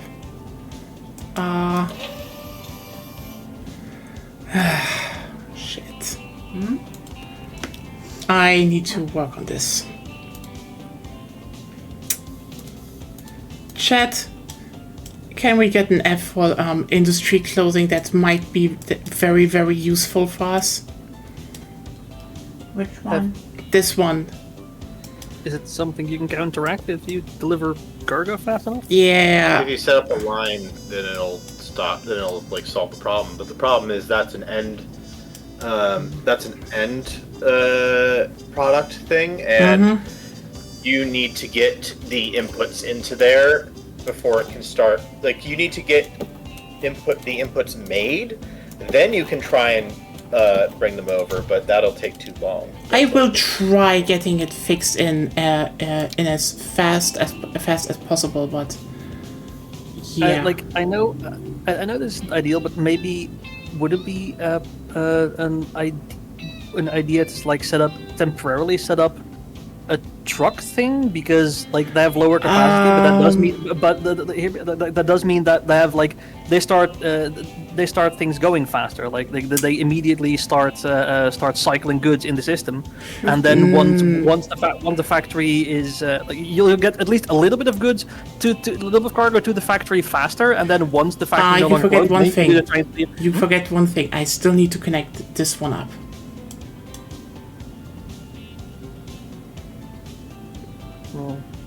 So I will do it with trains. That is just simply faster. As long as you have the money. I have some money, so...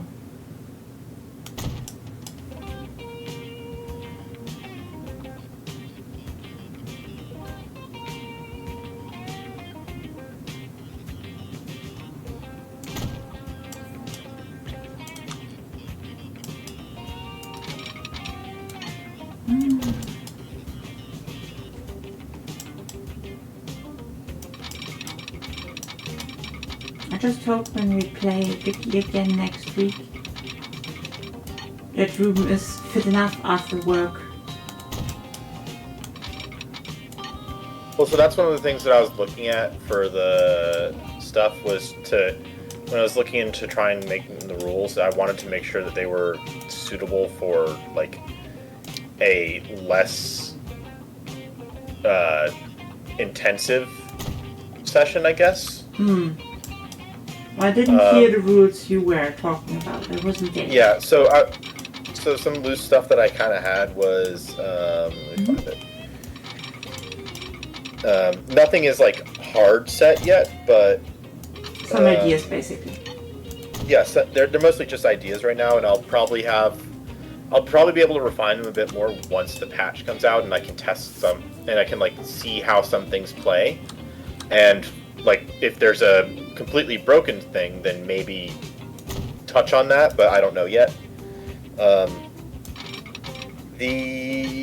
So one thing is like a big PvP. Any big PvP stuff is kept out until 1870. So basically, like direct attacks on other nations. Now you can end up in conflict with other player nations if there is a reasonable if there's a reasonable explanation for why you're involved in that war. So say like say you have a guarantee of independence for a nation, and that or they're like a massive trading partner with you, and someone else is attacking that nation actively, then that would be a reason to get involved and say, hey, I'm going to protect this country. Some other things would be like limiting the use of war goals against players. I can't quite decide on what way we would want to do that. Whether we do limitations by either limiting by either infamy or what's the thing? Diplomatic maneuvers. Limiting by those feels a bit arbitrary, and it would make some sense to say you're limited within the main strategic region, or other like reasonable stuff. So it might just have to be that war goals are things that we kind of like play by ear and and like we have to give reasoning for why those places beyond just like, oh, it's a really good place. It's more like you'd be like, oh, I need iron, and that's why I'm going for the iron province, and probably avoid the population talk. So the population subject. I don't mean this to nerf you directly or anything like that, but it's I get your idea. Yeah. The main problem you will run into is the word you said the most, reasonable. Yes. It's something that we're gonna have to. It's gonna be bumpy, no matter what initially, and this is just something we have to try stuff out, and if it works, it works. If it doesn't, then we scrap it and try something different. Yeah.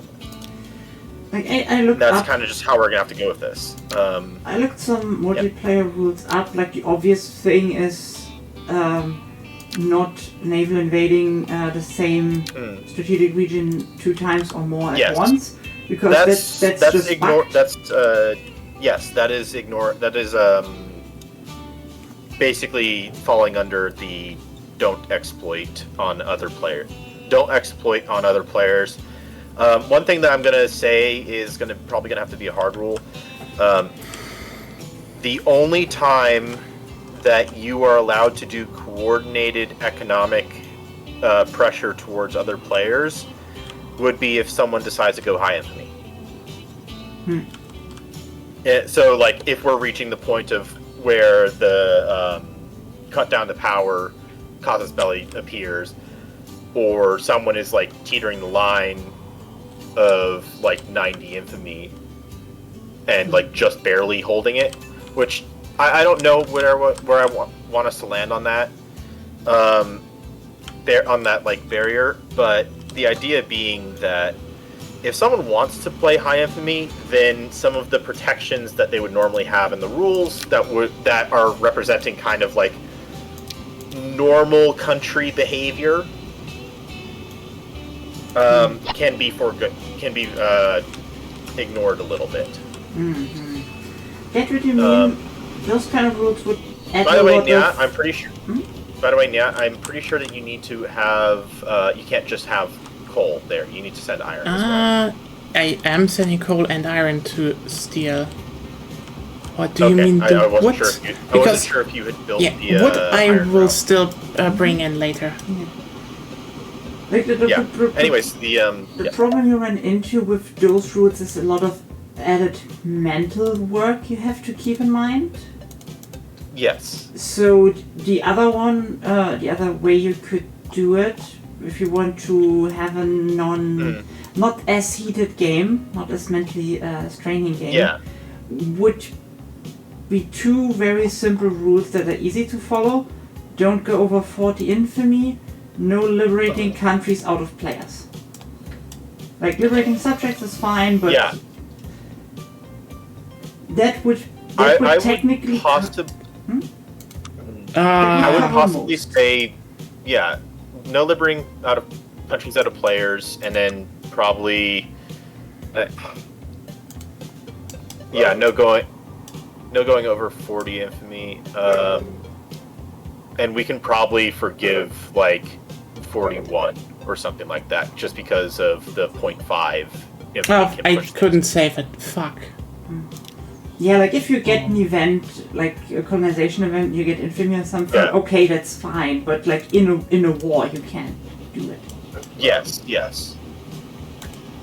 Because that would at least in my opinion, cover most things.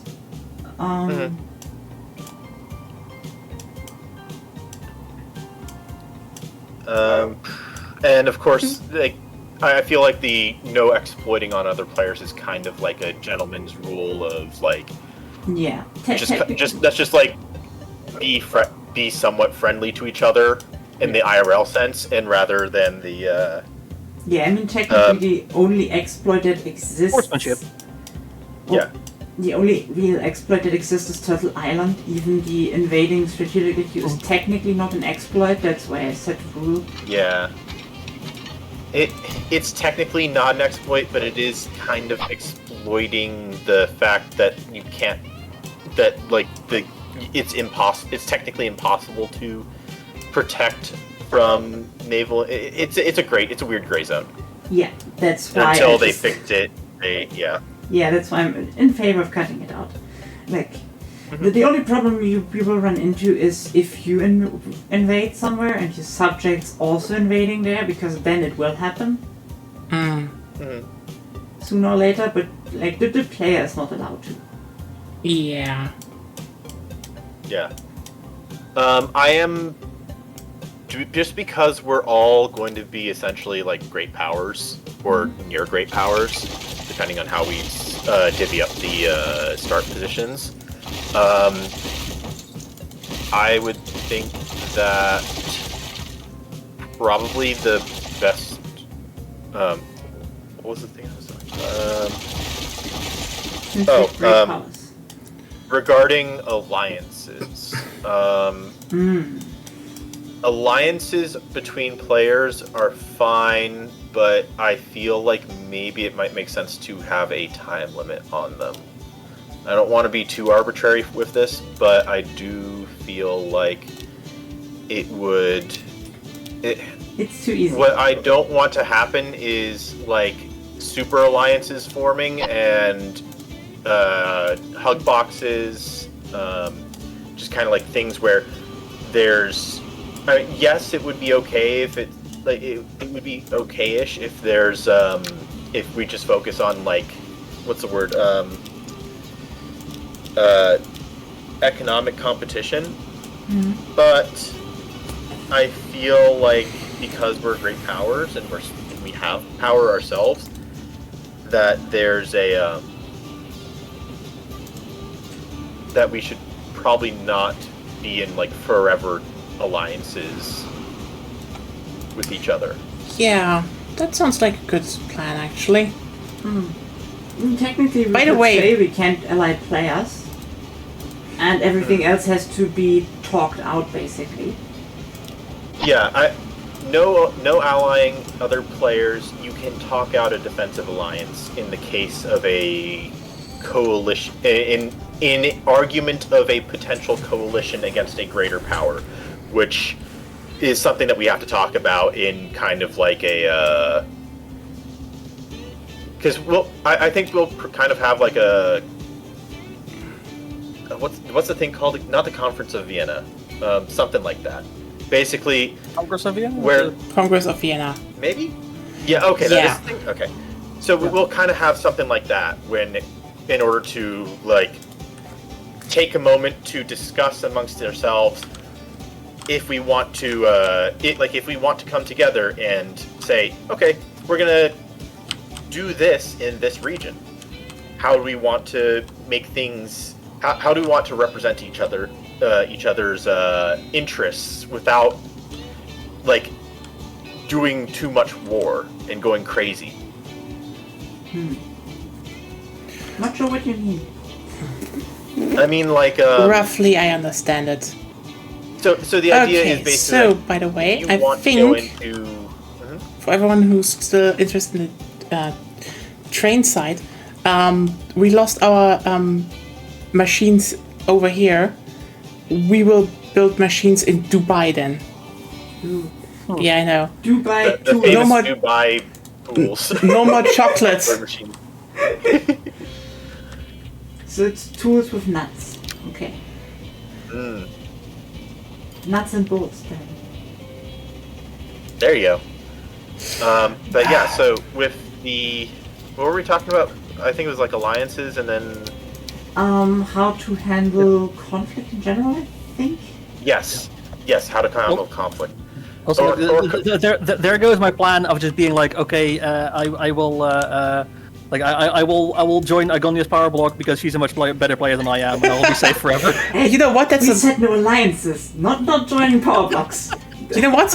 Smart move. Weak move, but smart move. Yeah, so part of my If- decision if the- making if the with this real- is yeah. I'm thinking back on the Netherlands-Germany thing that Agonia and I did. It made for good content, sure. It's fun in PvE. But I feel like it's not really conducive to interesting gameplay. It's not too conducive to interesting gameplay, I think. And so I just kind of want to avoid that, and I think having us kind of like work towards our own interests feels more Victorian, and I feel like it can provide for some interesting gameplay. Yeah. So the idea behind the conflict resolution or the conflict avoidance thing with our conferences would be things like divvying up borders on which we can say kind of like the actual one where you divvied where people divvied up Africa. That's the Not Berlin saying it was conference. like the Oh, Berlin it happened in conference. Berlin. Wow. And so, and now, of course, anything that we have to say in a conference can, of course, eventually become moot, depending on the political climate. Like the Berlin conference kind of became moot. No, it's kind of funny how we sit here, this, in a stream about trains, where we usually discuss a lot of leftist topics, but now you're talking about Wiki 3, and it literally is turning into the Berlin conference, because you're like, what are the rules for how we can divide up the world? I think that conflict avoidance is kind of baked in with the 40 infamy rule, because every infamy you spend on warring against a great power is probably not as conducive as just smashing a minor power. Yeah. Because it's cheaper. And you win the war. I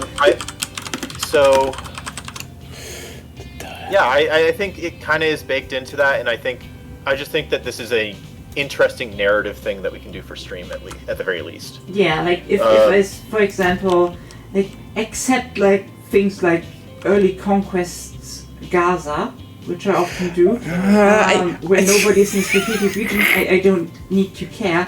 But like, let's say for example, I wanted to play France, so let's say I want the Dutch East Indies from the Netherlands.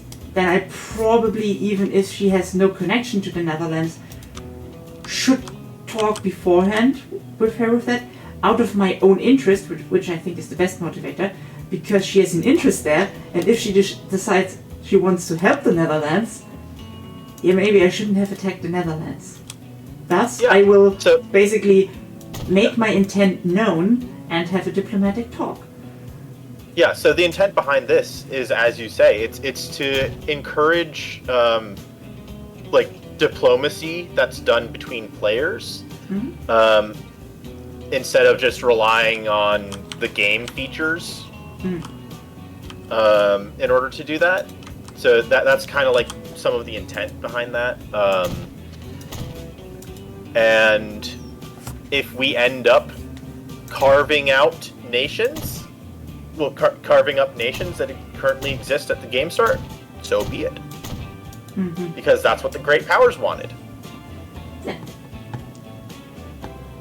Yeah, the talk is basically just to make sure that you not easily fight another great power.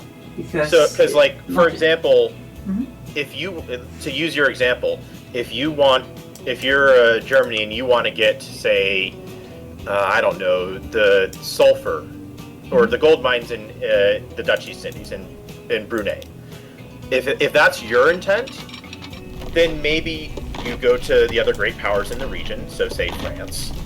And if Nya is thinking, oh, I want the oil that's eventually going to be in West Borneo, well, that's not really going to be stepping on your toes. But if you go for a lot of the Dutch East Indies, that could be stepping on her toes.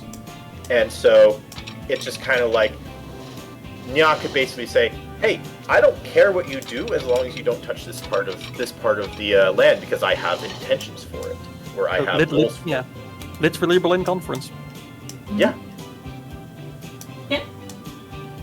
Basically role-playing the countries. Kind of, yeah. I'm not trying to say like, oh, we have to roleplay. I just think it's a fun and entertaining thing that can be done, and I think it might be enjoyable. It might have a good narrative for stream. Yeah, babe, sure. So yeah, chat. You can rest assured, Wiki 3 is gonna be very fun with the new update. At least for us. Yes. The question is, do we want to? The only other rule I saw people use, because it is technically exploitable, quote unquote, is only the German nations fight the German war. Because otherwise you can fuck up Austria or Prussia very easily. Okay, so no interfering in the German war for Unification. or at the very least, if there is this may be a bit more complex, but if there is interference in the unification war, then there has to be a counterbalance. Yeah, because balance it out. If Russia joins, then the UK has to join on the other side. Yeah. Like that kind of thing. Still, ideally, no one interferes. Yeah. It's the threat of war with another great power should be enough to keep us out of Germany. But if one of us insists, then it does become like World War One. That said, I think that the formation of Germany should just generally be an accepted thing that happens in the game, just because we are having a German player, and I mean, at the very least, the formation of the confederations, because I don't know what we're still doing with the North, with you two, if you want to do North and South. I don't know. She said she wanted to play France. Yeah, I wanted to be the Hon-Hons. Yeah. She will be my Hon neighbor. I genuinely. The Huns, not the Huns. I like France. But yeah, no, it's I think that's fine. I think not interfering with the German unification, and by extension, we can probably say that if a player specifies a unification target, so like this isn't going to happen, but if a play, and this probably isn't going to be relevant beyond this game, it's not going to be relevant in this game, but maybe beyond it. For example, say someone is playing Portugal, and you want to unify Iberia, then potential, or maybe not Portugal, but like Spain. Then potentially it can be like only someone with direct specific interest in the existence of Portugal, say like the UK, could interfere with that. There has to be like a very strong reason for a player to interfere in a unification, essentially. Yeah. Or like I would think like hypothetically say like somebody is playing a country that either starts as like a puppet or a colony, or was historically one, like a South American country, might also like Brazil would probably have something to say about that, or like other like the basically all of Latin America might have something to say about Spain and Portugal going at it with each other. Yes. So I think some like political, historical, or cultural ties. I think that's fair. We'd have to kind of workshop that a little bit more, I think. But I think that's an interesting way to take it. Yeah. Well, what I think is we could do it. We could rule it. Make this actual, like, if we want to make it actual formal, like make the wording a bit vague and just have it like, if we can make a convincing argument in game that's what might like we do have to have the preconditions, like you can't be like justification for, I know, like Buganda. No matter how good your arguments are, you're not going to justify Buganda interfering in the Iberian unification unless unless you have a very good reason, like your Buganda now controls all of North Africa. but or if somehow and Uganda's majority population is Spanish. Yeah. But like, so it's something that you have to have a good argument in game, and then like we can decide that at the conference, and we don't have to set out these specific rules in advance. Yeah. It's a case by case basis. How much percent of the current players need to be convinced though? I would say probably. I think a majority vote is fine. A simple majority is probably fine. So And we abstain. So Yeah. three. If we abstain and there's Yeah. a tie, then if there's because it's 5 of us, if one of us abstains and it's a tie, then it's treated as a. What are you more happy with? Treating that as a loss or as a win? I think I'm as more a leaning no. towards loss. Yeah, Yeah. I think as a no. Because Yeah, we're voting makes more to affirm sense. something. Yeah, it makes more sense. Like, are we allowing something? Yes or no? And if we can't get a yes, then obviously it's no. Okay. Okay. Probably not a kind of rule I like, but I can live with it. I don't like. Yeah, I can definitely say like this can possibly go bad my way, and I can live with that. Just because if it goes bad for me, then I probably just misplayed my hand. For me, it's like I have not much historical knowledge, and what I see as reasonable is completely different from what probably Lena would see as reasonable. So the way that I'm going to tailor this so that it's good for everybody is essentially you don't need simply just historical reasons. If you have I don't want to like put it all on one person as like as the census of reason, because that's not good. It's not nice. It's subjective. It's subjective. I think the idea is that when you're giving I think the point to make is that historical is a way to exactly. reason, Yeah. not the way. So if you have a reasonable explanation, going back to what I said earlier, the easiest reasonable explanation to not let a country form, in my opinion, is I don't want it to form. Yeah. That's Yeah, technically and reasonable, but the problem is then the rule might I as well feel not like exist. Hate that fake My nation's specific- ass. I would Germany's a social construct. probably make that a little bit strict, just a slight bit stricter, and that it's not like you have to give like a reason, like say, if we're talking about German unification, we could give, we're looking at historical reasons.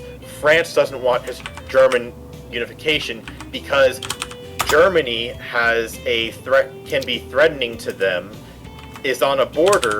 It prevents a very specific strategic risk to them. Now, of course, we're not going to use that example in the actual game because we need Germany to we kind of need Germany to potentially form. At the very least, after the German-Austrian War, then maybe France can get involved just because of the German clay that they have with Alsace. At the very least, in the war between Prussia and Austria, we're going to leave that open. Or we're going to leave that closed and limited. Also, like as a side note for the build on what you're saying, like like historical, I agree, shouldn't be the only justification, because if we do historical, then like France and Britain were at each other's throats for like 800 years. But when Germany became too big of a threat, they did band together and form an alliance that stood until like 2016. So like if we did strictly historical justification, then we would end up with an ahistorical outcome. So that is something again, like that is something they band it together against a potentially greater threat. That is a reasonable argument for going. Okay, no, we are setting aside our difference. I mean, not only that, they banded together. They banded together, and Britain abandoned their old how's it called? Wait, I need to check something here. Like Britain and Germany were actually like long-standing allies up until that point. Yeah. Yeah. Or also like. Wait, which point are we talking about? I'm lost. World War, basically lead up to World War One. I don't remember that part. I just know what I do remember is that Britain lost. I know that they lost that the Germans basically forbid them from inheriting the title because Victoria was a woman. But beyond that, I don't quite know. They still had a good relationship because, like, you need to keep in mind the thing was, aside from the fact that the Brits were ruled by Germans, that was just a thing until House of Hanover. Yeah. Yeah. The thing is that how's it called? Germany basically the Brits were very good aligned with the Prussians because the Prussians were always a really good land army, and that land army was just really good at fighting against Russia and Sweden and France, and basically the Brits were just like, hey, we like you. You're like, we're working together, and we bankroll you a little bit, and you can just keep helping us, keep all those dumb big powers in Europe down. And we can take care of the overseas stuff. And then, Also, like also one of the major European events of the mid-century, the Crimean War, also had like a bunch of European great powers set aside the differences and band together to try and prevent Russia from getting out of hand. Yeah. So that is all. Yeah, that was a temporary ally, but that was also like, okay, we like they are like Britain and France, and if I recall correctly, was Prussia in there? I don't remember, but like Britain and France at that point were still very much each other's strategic rivals, but neither of them wanted Russia to just take too big of a chunk of the Ottoman Empire, so they supported the Ottomans against the Russians, and that was that is how it goes. Yeah. Yeah, well, I think that kind of falls under the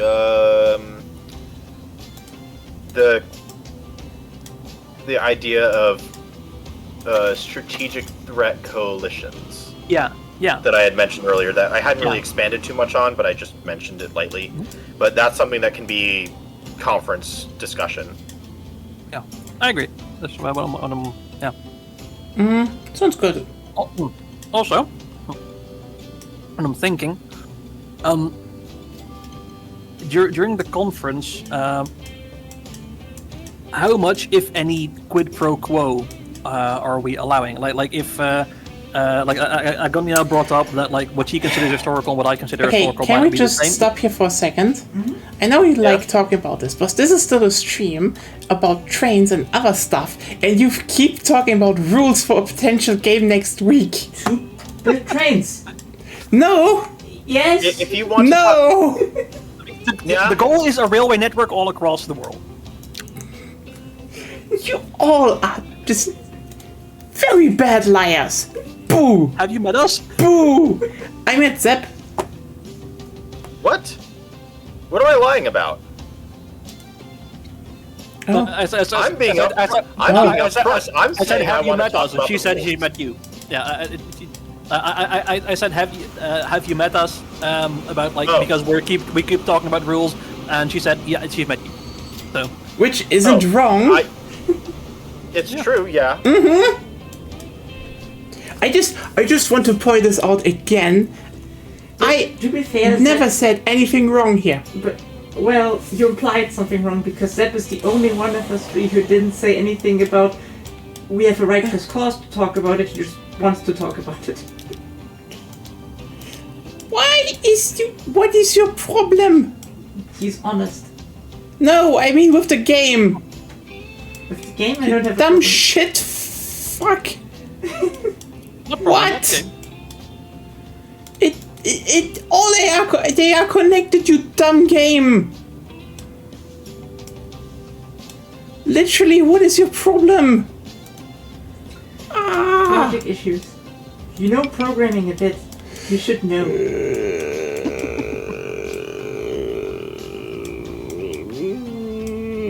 Well, yes, but also I demand a little bit more work when it's programming stuff that is sold to me. Yeah. I'm just okay.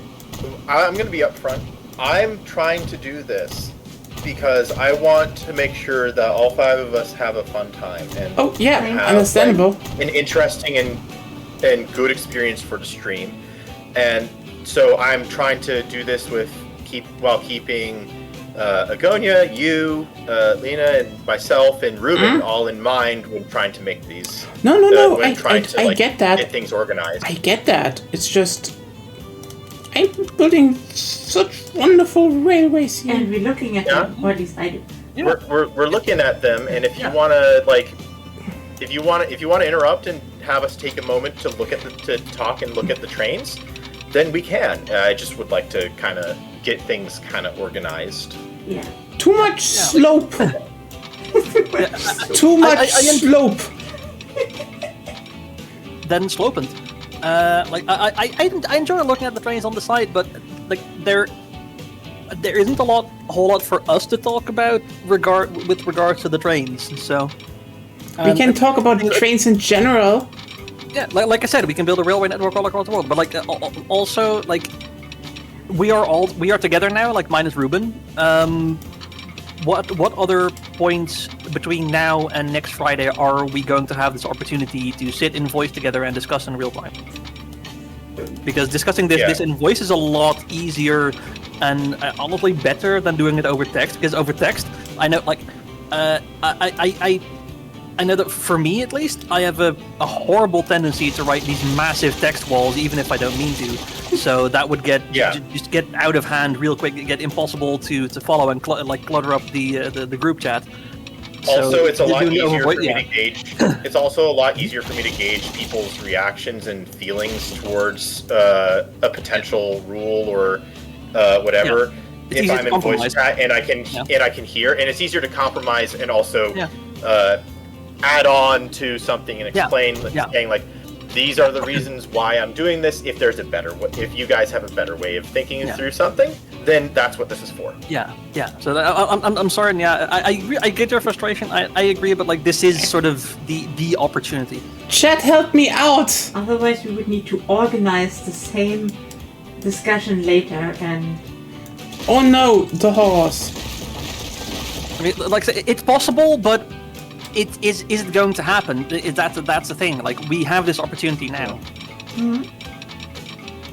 Like if otherwise, then you would, again, like we would have to actually set aside that time. We'd have to make that time. I have a relatively busy schedule. Like you have your other streams, Zep streams. Like Ruben has work. I have things during the day. I have things in many evenings. It's like, when are we actually going to, like, by the time we find a moment to do, we actually set aside a moment, we're probably several days a lot further along already. Yeah. And unfortunately, we don't all live with you now, not like Agonia. So we can't just pull you aside. I mean, it would be weird if we all lived together. Not yet, at least. It would be like... Not yet, at least. What are you talking about now? We still need to set up that streamer. What are you implying? But yeah, that's generally where I'm kind of approaching things from here on this. Yeah. I just want to take a quick moment to the things that we were that we were planning on having for rules wise was the 40 Infamy, the what was the other one you mentioned, Agonia? Non-liberation of countries out of players. Okay, non-liberation out of players.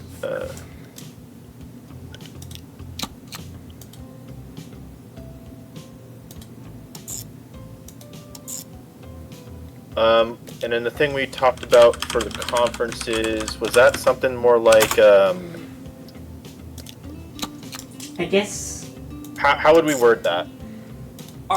Announce your intent if another player is present in the strategic region. Okay. And are we going to do these conferences like a formal thing, like we pause and we discuss as a group, or is it going to be like we just discuss among ourselves? Scream. I suppose the later part would be better. Yeah. So it would be so more my- streamlined, but it also might lead as like oh hey, sorry, I was distracted doing my building queue. What were we talking about? So I think there's a good middle ground that we can have for that. Essentially, I think especially like early game, we can probably be like, I think especially early game, we can kind of do the more streamlined and less formal thing. But as we get further into the game and we get bigger and it's a lot easier to step on each other's toes, then we'll possibly pause and have like a discussion of what are our interests in this region, why are we involved in this region. If absolutely necessary, yes, but I would try to keep those talks concise. Yes, like exactly. We don't want to have them going on forever. We'll probably put a short time limit on coming to a conclusion for the discussion. And if that discussion leads to war, then it leads to war. Yeah. That's part of why we're doing PvP on this. How long do you think would be a good time for the discussion? Honestly, I think that probably depends. Like, not everything. Like, some things will be just quicker and easier, and we can just wrap them up fast. But then some things might be, like, especially later on in the game, I could see some of the conferences being like we talk for like maybe 20-30 minutes, like Berlin conference style, divvying up the map, drawing borders, and so on. So that might take more time, and also if more great powers are involved directly. And okay, we can play that by ear. Yeah, we can kind of make yeah. And like what was going to say also as well, like how much quid pro quo are we gonna do? Because like what I was saying, like Agonia said that what she considers historical and what I consider historical might be different, and sure, fair. But like in that got me thinking, like if one of us is like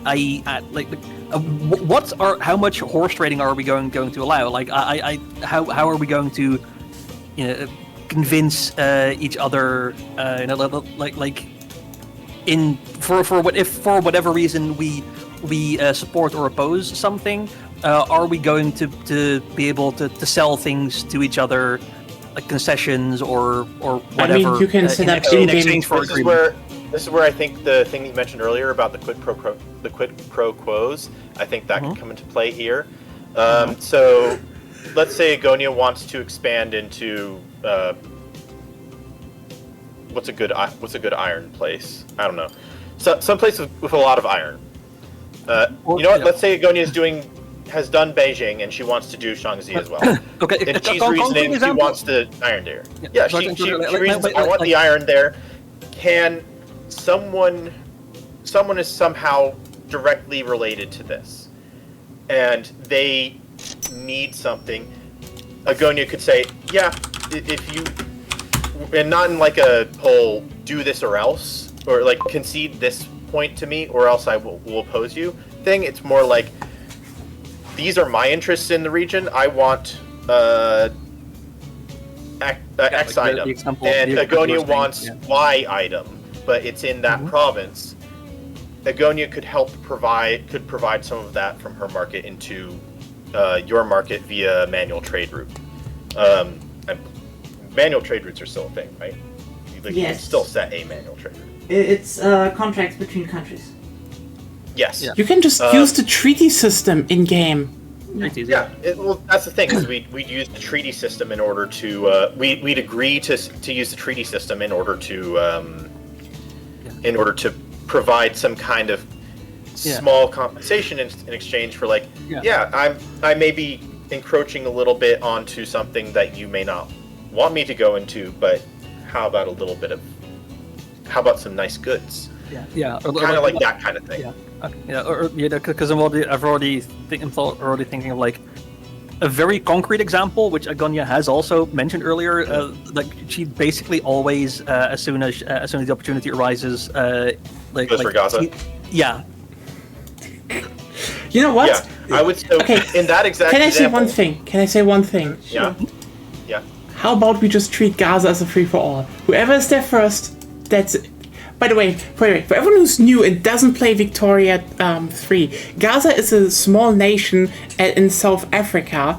And the thing is, it's one of those. It's one of the two countries you kind of have to invade if you want to conquer Transvaal and Oranje. The thing is just the other one is Zulu. Zulu has 20 troops, so landing there is hard. By the way, Agonia, if you do want to go after Transvaal and Zulu, you will probably have to discuss that with Ruben, because Ruben is UK, and he keeps the he can choose to keep the guarantees of independence on Transvaal and Oranje. Yeah. And that is a case where an early player conflict would be allowed, because it's not direct conflict; it is a indirect conflict. So that would be a case of allowance in the early game. That said, if we start going too far with the whole manufacturing player conflicts, then I will have to do something about that. Either just have a discussion about it and just say chill out, or make a rule on it. But that's for a later date. Yeah. I'm just saying that I'm just letting you know ahead, and everyone else ahead of time, that if the UK player wants to protect those two countries and keep their independence, they can. Of course they can. The only thing I need to do is point out Ruben that he doesn't have enough diplomacy, and it will resolve itself. Yeah. And hypothetically I'll talk speaking, to Ruben about this. Yeah. It's his choice. It's his choice. I mean, He could very well just say, I could see him saying, let's split them. Maybe. And be like, you get Gaza and Transvaal, and he gets Oranje and Zulu. And for South Africa. Hypothetically, let's say I'm stupidly greedy and attack them anyway. Well, then he defends them. Yes, exactly. And it would be a stupid move on my part. Yes. But it would be a funny move. It would be. But yeah, no, it's and also technically, I think this is why I'm allowing these kinds of things to happen. Yeah. Beyond and ignoring the whole direct conflict before 74 or 74, 1870, is because you can is because it's a reasonable thing that would happen. Yeah. I think something just bugged. Okay. Why? They're just not getting any iron or so anymore. So it's probably not bugged. It's probably you need to be sending stuff to final destinations, because once they are full up, and I can't see in a good timing your whole supply line. So okay, what listen. needs to happen is look at the storage at the midpoint and the storage at the endpoints. I guess I know what is the problem. What's the problem?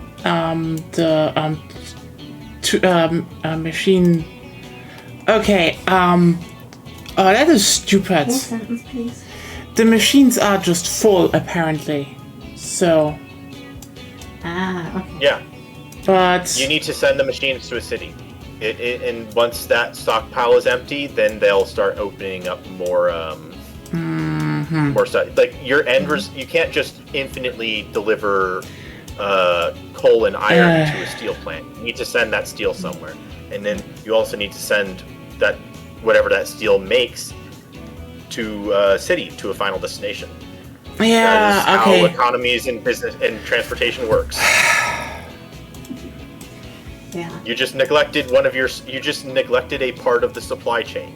Yeah, I just realized that, so I will just Should I just send them to the depot because then they will cost me less?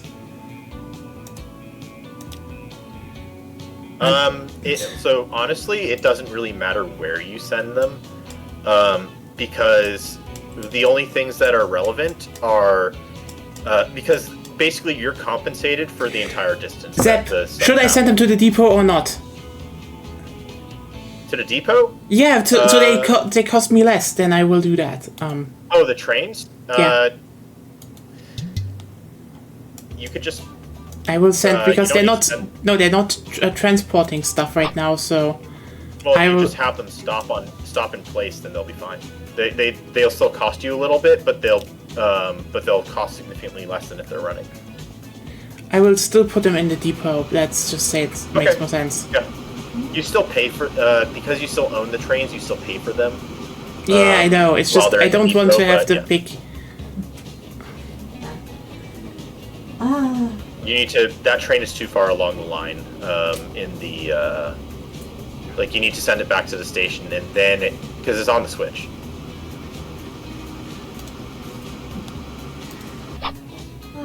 Since we're like 5 players now for multiplayer, I'm still interested, if ever, because it's a game that's only really fun in multiplayer, is Dominions.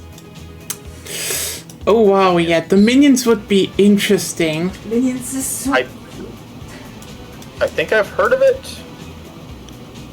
It's a game for sickos. so. Yeah, it's basically also has a bit of a multiplayer rule set in the sense of everything you agree to as players needs to be followed through, because there is no diplomacy system in game. And technically you can break your word, but then everyone has the meta knowledge that you break your word, so nobody will trade with you anymore probably.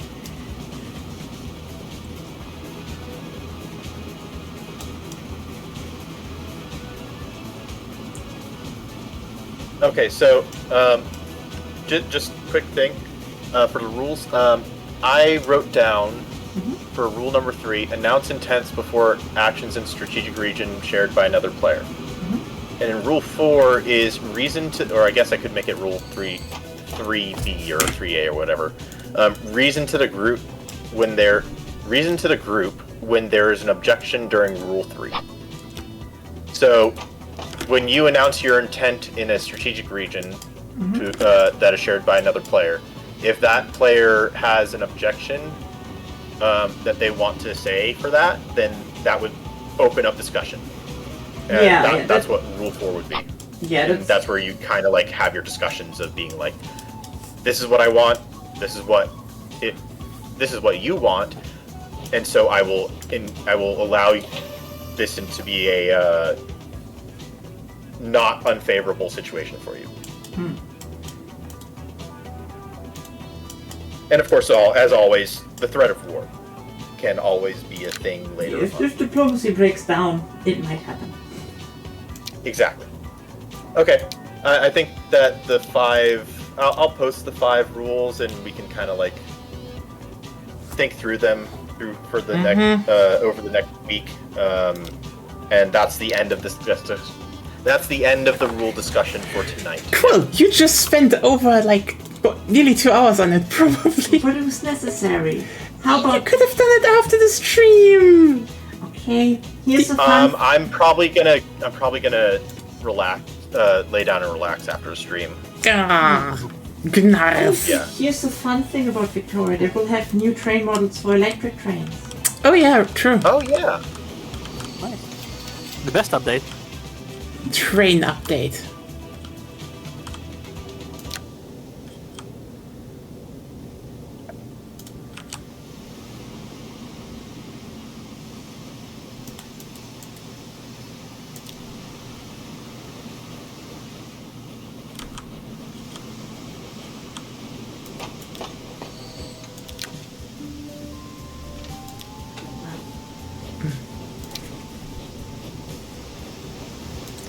Okay.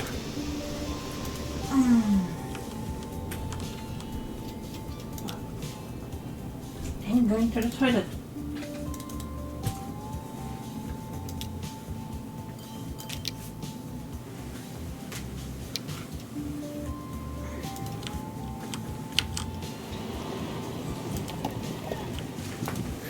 Okay, so. Chat, now is your time to actually intervene again before these people start yapping about non-relevant stuff. Oh yeah, hey, when you're going... I need some water. You conscripting a sick person. I never said I am a good person.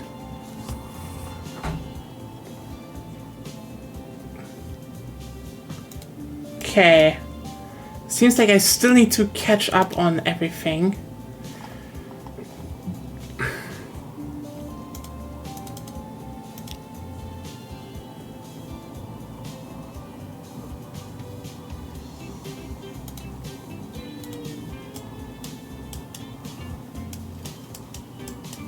Because I realized also one thing. I haven't had my wood transportation line running.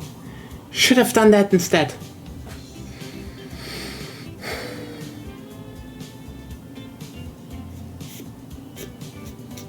You know what I just realized? You're doing transport and Agonia's doing fever. Well, I don't know if she has the fever. Oh my god, she doesn't have a... Oh my god. I don't know if she has a fever. I haven't measured. I don't think she has one. Probably I have rather one, if anything. Okay.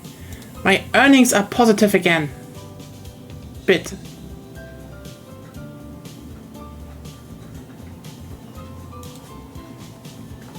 Fix thyself.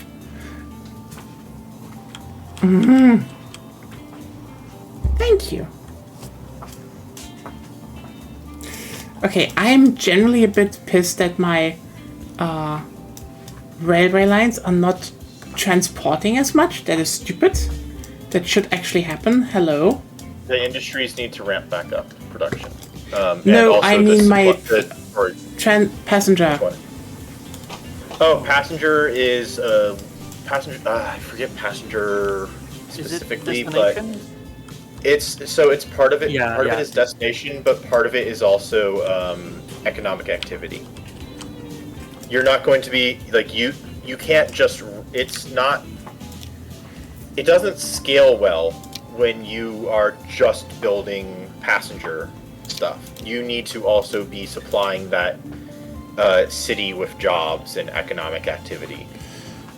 I mean, I because do, but yeah. Yeah, because people aren't going to travel if they don't have the reason to travel, which is going to be work or resources. I don't remember what they did. Yeah. Ah. Oh God. That was a brainworm, I guess. I don't remember specifically how the economy works in the game, but essentially, in order to increase the number of passengers, you still haven't made me food. Oh shit! Yeah, I just noticed the time. Everyone, I will be back in a second. Don't start any rules discussion again. No, you don't. What? I will mute myself for a second. No, I need to talk still. Okay, but you know what, then? At least I will mute my face. Yes, I will make you food. 1 second. Maybe I should also make myself food.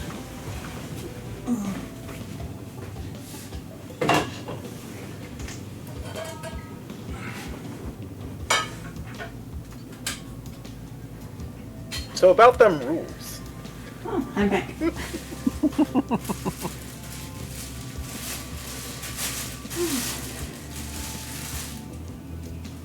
Britain's rule.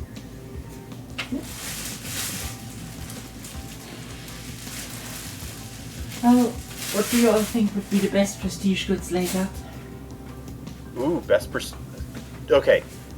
Most interesting prestige goods or best prestige goods? Both. Like If you have both. Okay. Both. Most interesting prestige good would. I think the most interesting one would probably be rubber. Not in like a. Oh, this is really cool way, but more of like I'm very curious to see what that ends up being like. It's an input for tools. As far even just like considering generic prestige goods, because I assume there's no. There's no real maybe difference. Brazil has a rubber prestige good. I don't know. Maybe Brazil, I think probably, if anything, might have coffee. Oh yeah, you know what? If anyone has a prestige good for rubber, it would be Belgium. Ooh. Yeah, for best, I would say it's probably pretty easy. That's coal. Just think Probably. about how many production methods use coal. Wood as well. Wood, not so much. Yeah, but I could see wood being valuable. Wood- It goes into a lot of stuff. Wood early game especially. It probably doesn't scale into the late game, but if you get some early prestige wood, that could be a strong early boost. Maybe hardwood. Maybe. But if you hardwood think is about- more narrow, I think. Think about all Hardwood the goes into some consumer goods, and it also goes into Pole arms. what do you call them? all mines on Use coal higher and shit. PMs use coal, and everything that uses steam donkey uses coal. Yeah, Mhm. yeah. So every one of them Yeah. gets up to 20% throughput if you have enough prestige Oh. coal. You know what would that you meant? You know what also gets used like fucking everywhere and like almost I think literally every industry? Tools. Tools? Yeah. I think there's a couple of. I think there might be one or two tool prestige goods that start at the beginning of the game, or like that are tied to a. Just thinking, what uses tools? Like the construction Company? sector, obviously. Everything. Construction at least a small amount of sector, tools. Every most- once you start doing most- automation, Yeah. every mine, pretty much every factory. Which automation are we talking about? Well, even without automation, every mine and every Yeah. mine uses tools. That's true. With automation, every agricultural building uses Yeah. tools. Yeah, even most without automation, once you start doing industrial- enclosure, yeah. Yeah, most industrial buildings use tools in some capacity, whether that's universally or later on in the production methods. Glass doesn't At use some it. point, most of them use tools. Explosive and fertilizer I, doesn't if use I recall it. correctly, even paper making use tools. Not that I know of. Clothes also don't use it. Glass doesn't use it. I'm just. I guess I'm more in the mindset of like, what are. Like, this is why I asked the interesting question. Is Yeah, I just because, brought up that coal is probably the best because it's used there so much. it's. I'm thinking I'm thinking of looking at like ones that you wouldn't expect would be amazing, but might actually like at first Yeah. thought, Yeah. but might be a interesting niche to fill. Yeah, but we have both quote unquote Yeah. tier lists. That's why I brought it up. If I remember correctly, Baku oil is a specific. There's I a remember, Baku yeah, oil. in the dev diary, yeah.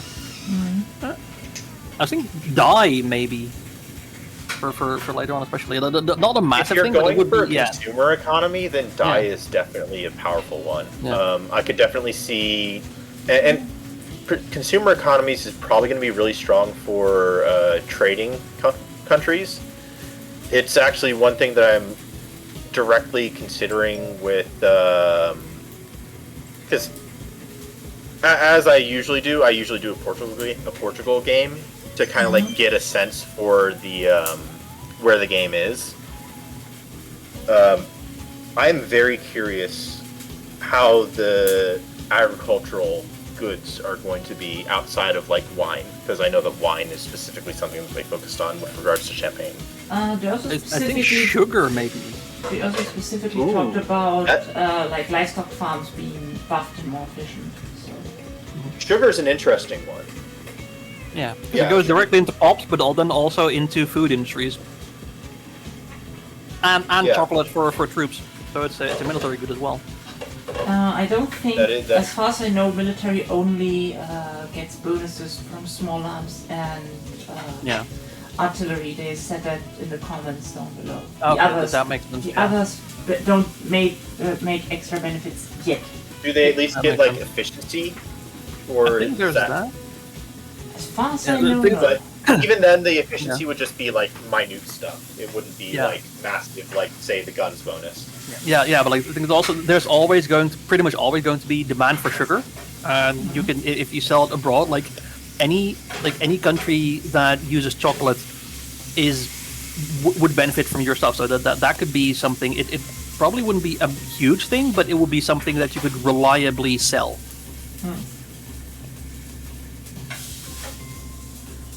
More or less. I don't know how efficient that would be, but I don't know either.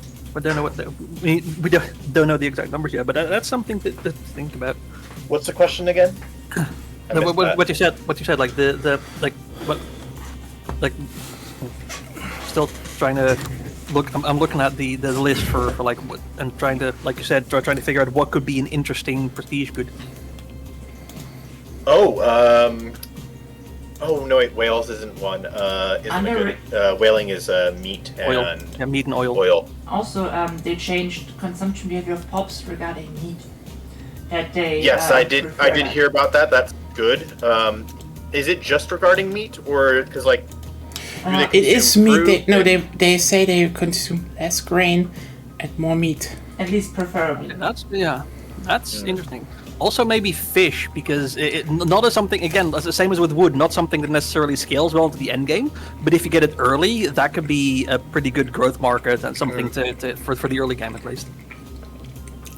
Underrated is probably glass. Glass is underrated probably. Yeah. Goes into construction. And in the consumer market. Yeah. And in urban Oh, you know centers. what?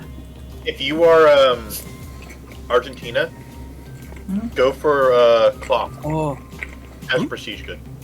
doesn't Argentina also have a unique beef? I mean, unique meat? Yeah. Yeah. Yeah. Yeah, but just for The idea being you get the Oh, cloth yeah. plus leather, Yeah. you get the linens plus the meat as prestige good. Yeah. just for Cattle farm go clarification, it doesn't make a difference if it's a unique or generic prestige good. Like they Yeah. do the same thing. Yeah. Also, like, might be a bit harder to set up, but liquor. There's always a market for liquor. Yeah. It might be a bit obvious one. Like grain is fucking incredibly obvious, but like I think liquor is like, maybe a bit harder to set up.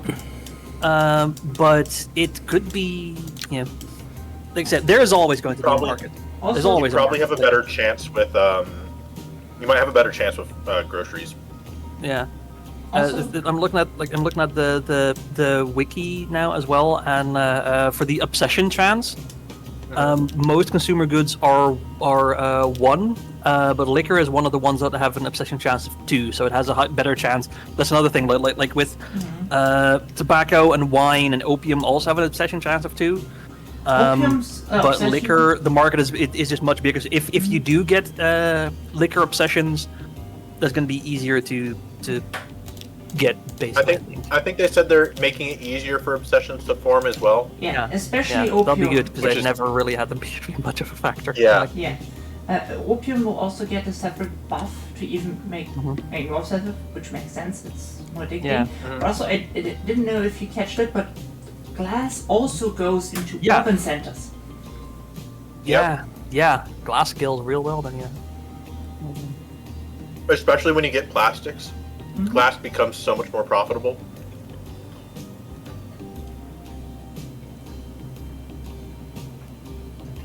Who has the ceramics Germany. prestige good? Germany?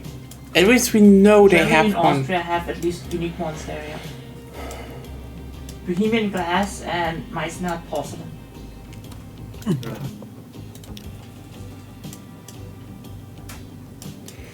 Unique small arms, obviously. Unique ammunition, maybe. Prestige ammunition. Like, There's no- especially. There's no ammunition in the game. What is that? What do you mean? Ammunition, remove ammunition never existed. There's only small arms and artillery. Ammunition factories exist. What are you talking about? Ammunition factories don't produce, I think, It's ammunition. the No, They produce- they do. Yeah. Ammunition is the little bullet. That's the once you go from line infantry to skirmish infantry, you get ammunition as an extra military good required for. Yeah, you forgot that. Apparently, yeah. Because that's what I mean. Like small arms, everybody needs small arms, but with ammunition, like once you get to skirmish infantry, getting prestige ammunition could give you even more of an edge over, like especially if you're fighting somebody who still uses line infantry. That could be a strong bonus, maybe. And it is again also something that keeps scaling into the late game. They give throughput, and as far as I know, the only one that give extra bony are small arms and artillery, not ammunition. At least they haven't told us.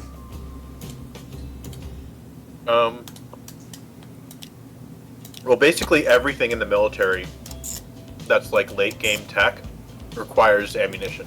Even the ships. Yeah, I'm just saying that ammunition then only gives the normal up to 20% bonus, not extra. Yeah.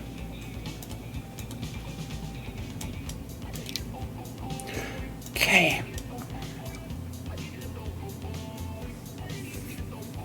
I still stand by. I think rubber is going to be an interesting, because I don't know which way it's going to go as a prestige good. Whether it's just going to be like a really good prestige good, or if it's going to be, or if it's just going to be kind of like a eh. I think rubber probably will be good. Like late game, the demand's going to go up and up, and with prestige good, don't you get like production bonuses as well? No. I think so. I guess it could act as a multiplier. Mhm. Oh my god, that lightning was really. That was 3 seconds, like 2 seconds. Damn. That's 600 meters. Yeah. With rubber, another thing is I think like it does take a little bit to tech into, but otherwise, if you're like for countries that have rubber but struggle to get much other industry, having prestige rubber could be a relatively doable way of getting a prestige good that the entire world is going to want to buy. Mm-hmm.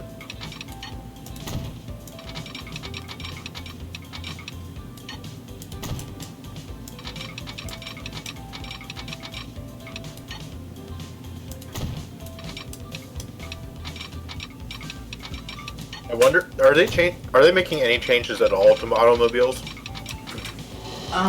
The War Factory, or whatever it was called, Yeah, will be Automobile Factory. they're making a dedicated automobile factory.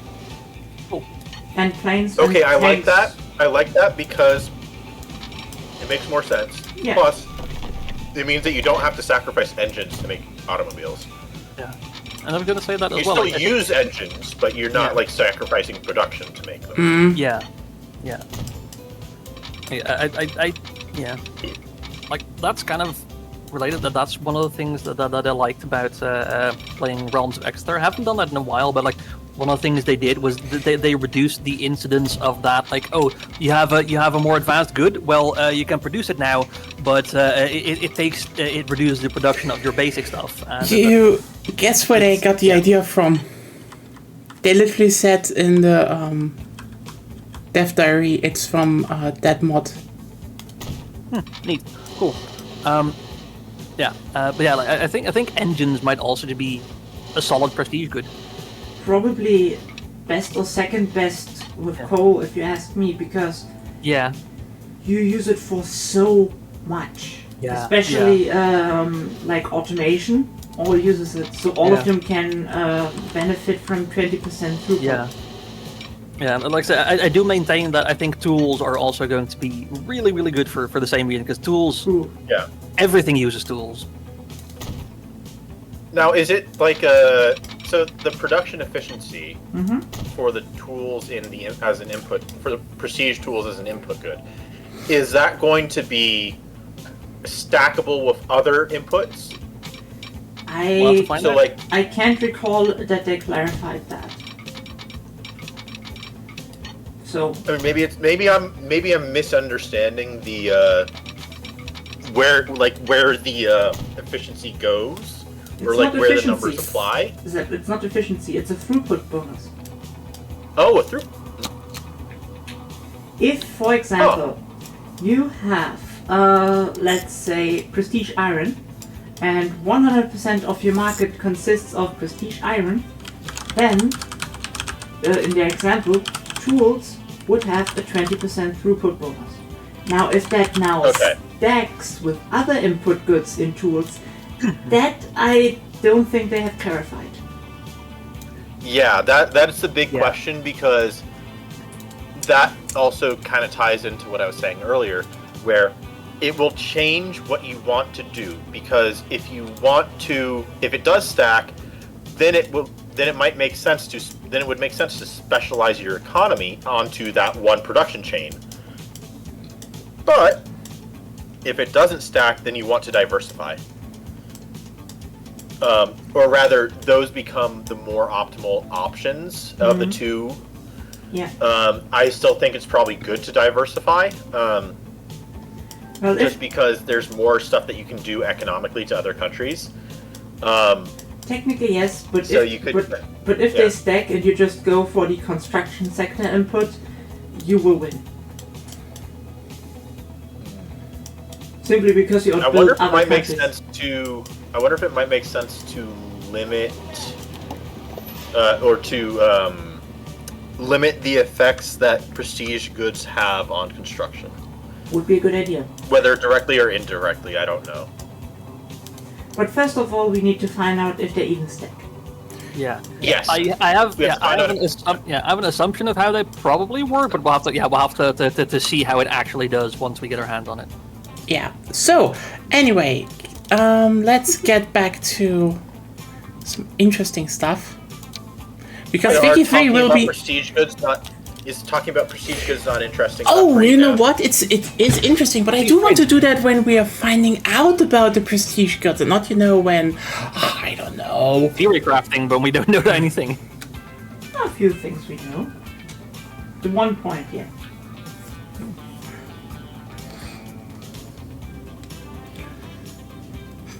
Okay. I finally have set up all the lines. I just need the money for the trains now. Can you now start Line Rider? It's not Line Take a Rider. loan. It's not Take a Line loan. Rider. No. All the loans are good. Shut the fuck up, American. I will not be dragged into your Prestigious credit enough, you consumption. can take them. You know? What? If you're prestigious enough, you can take them. I don't want to though. If you know what would be interesting in like later titles, actually, like having that actually be bought by other countries, then you can conquer them to release your debt from yourself. I mean, so you want to pull a Saddam Hussein? Kinda. That didn't work well for Saddam Hussein, you know. I can do it better. Be careful, Bush is still alive.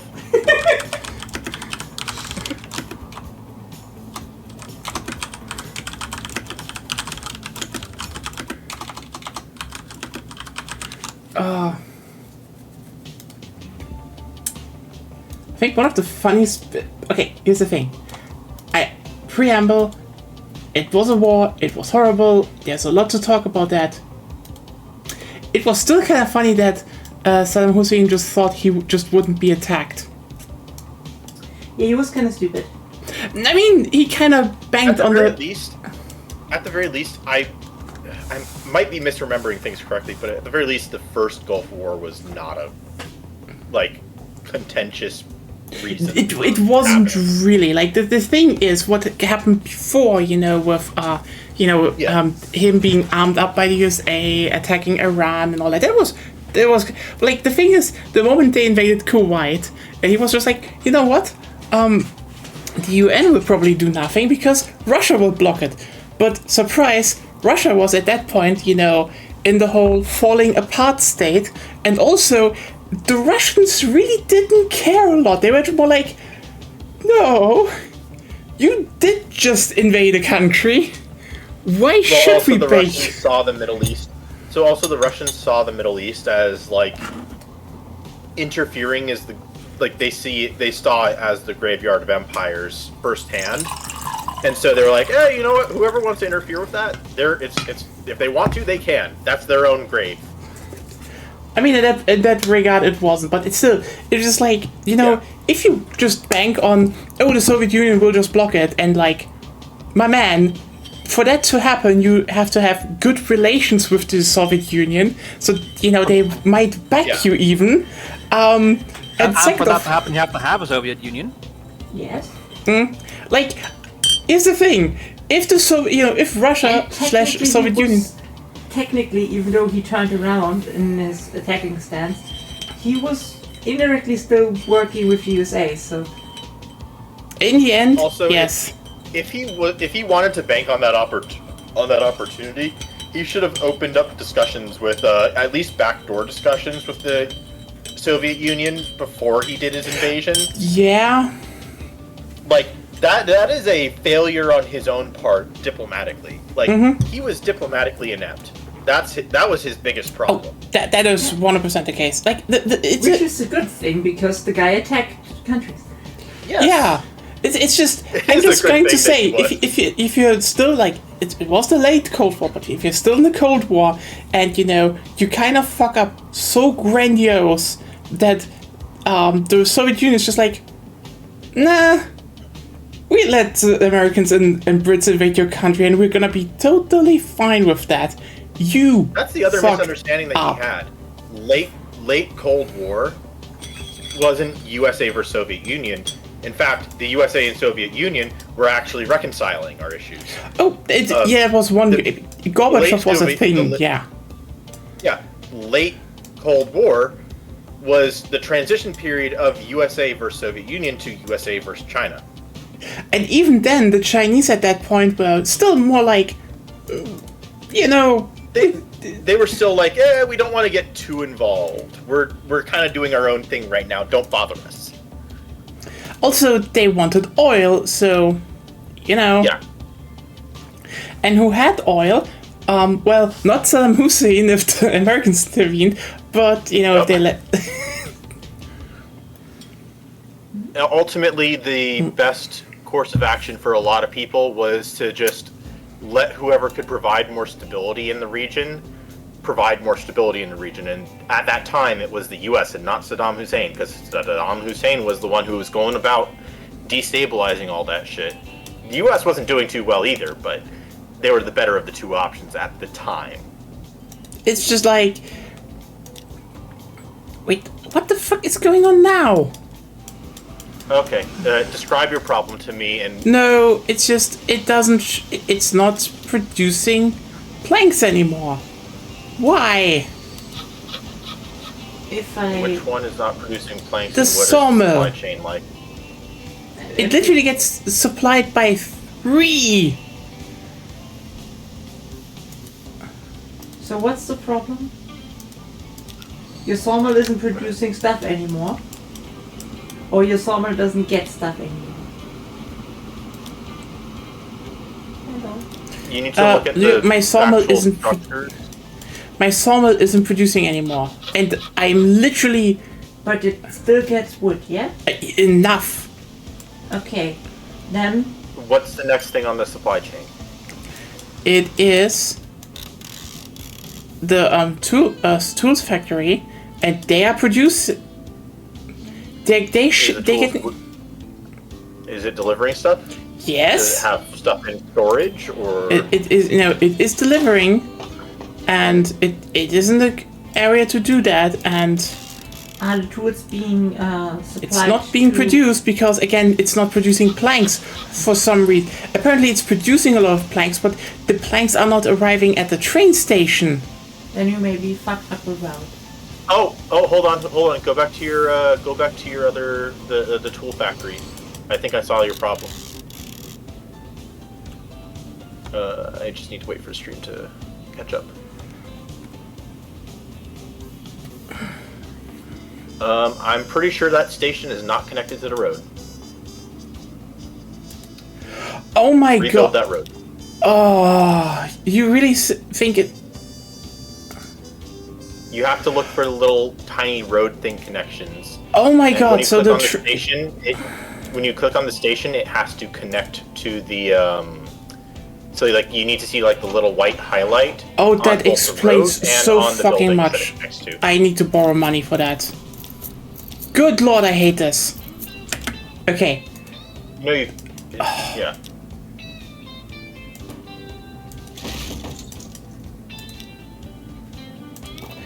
This is the stupidest problem I've ever had. I mean, you didn't connect. It wasn't connected to the road, so.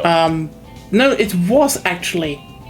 It's just, and it's not. Sometimes the road connections can, the road shape can adjust ever so slightly when you have a level crossing built, which can in fringe cases disconnect a building from said road. Still Whenever doesn't. you're doing, say, an upgrade or. Oh a wait, I change. realized which road is missing.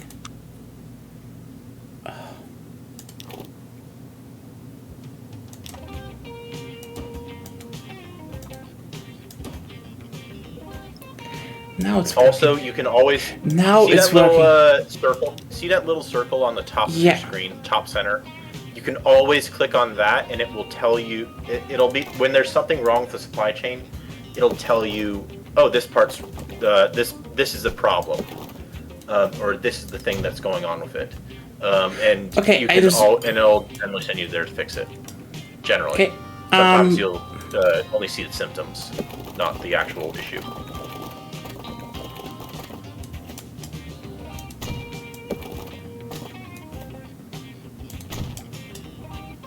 Okay. Then I just need to do it like that. Okay, now it should work again.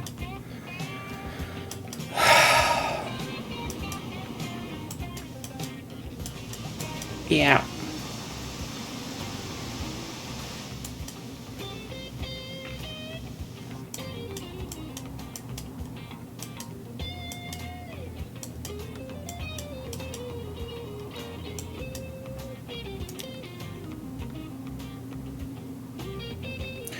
Our wood. I hate the fact that we lost our access to our wood.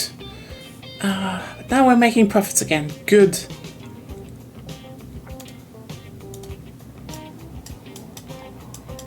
Just need to repay that loan.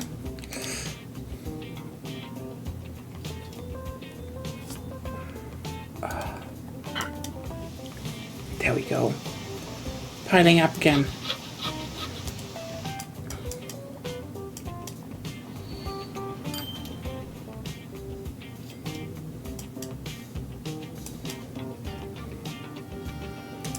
Oh god, I am doing professional gaming here.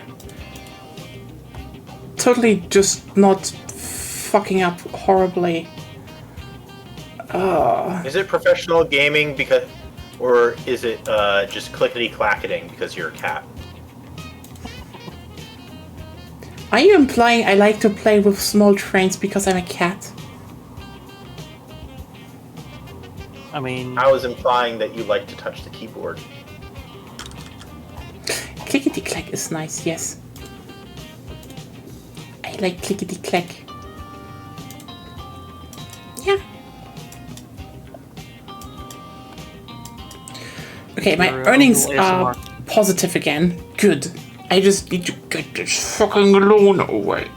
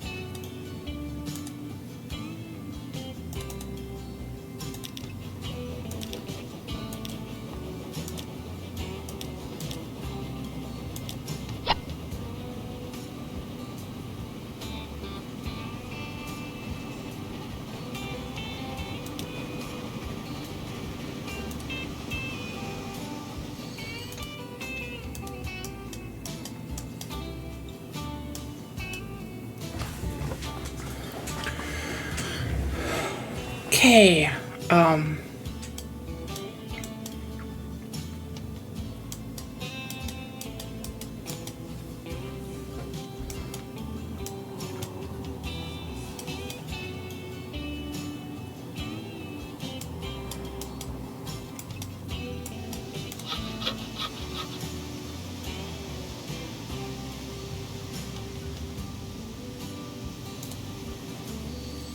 Hey.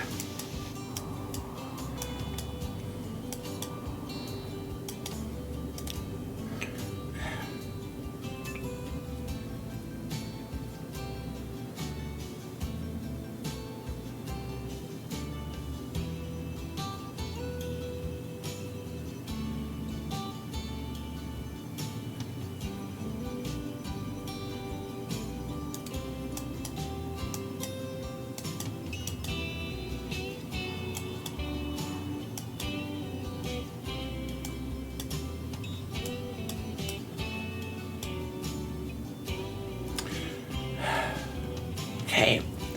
I think I am in a death spiral here. Fuck. Yeah, Those bridges are expensive to maintain. Yeah, but the thing is, I made one mistake and built the wrong train because I was literally distracted because you all just kept talking about wiki rules. Ich bin talking about prestige goods. Yeah, no. Before that, you were when I made the mistakes, you were talking about the wiki rules. What's the train the problem? No, the problem was that this line here didn't produce anymore, and I realized why that was, and it's kind of stupid how it happened, but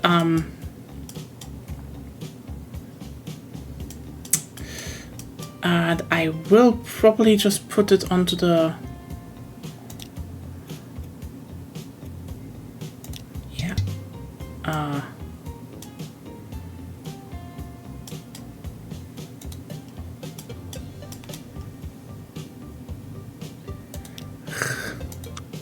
Okay, is there a cheat to get some money? Probably. Sell trains. Haha. I don't know any console stuff that you can put in. You can Google. Probably works. Yeah, probably.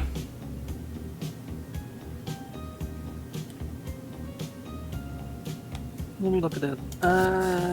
Cheats, debug mode.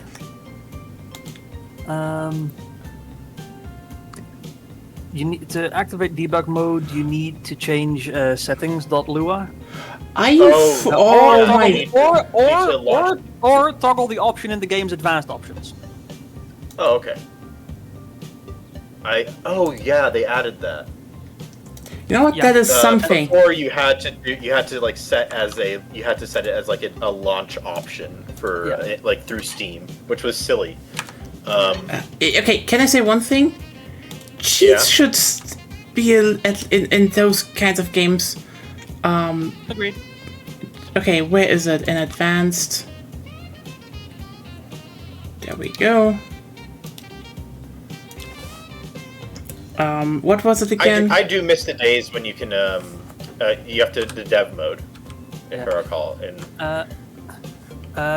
Alt GUR plus M add 500k money. What is GUR?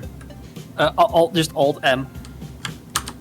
I think some keyboards have like Alt and Alt GR, and like Alt GR is on the right. I think, have Alt GR, but it's not working. Plus Alt plus M.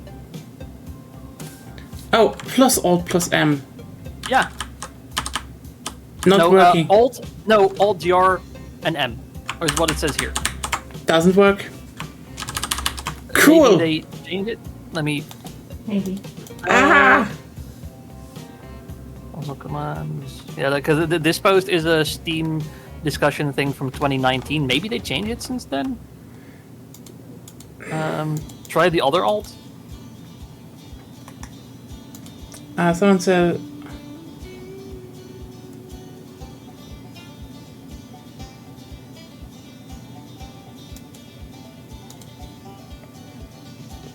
I did the other alt. doesn't work. Maybe unpause? Or is it It's paused? unpaused. It's unpaused. Let me see. Hey, devs! Let me see. This one blocked. I just want to unfuck my game. Give me a second.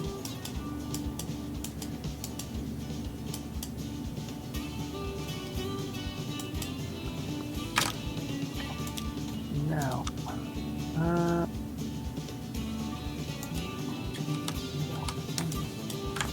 Do I need to reload the game, maybe? Maybe? Maybe, but that would be stupid. You know what? Let's do this, because what should I do anyway? Else.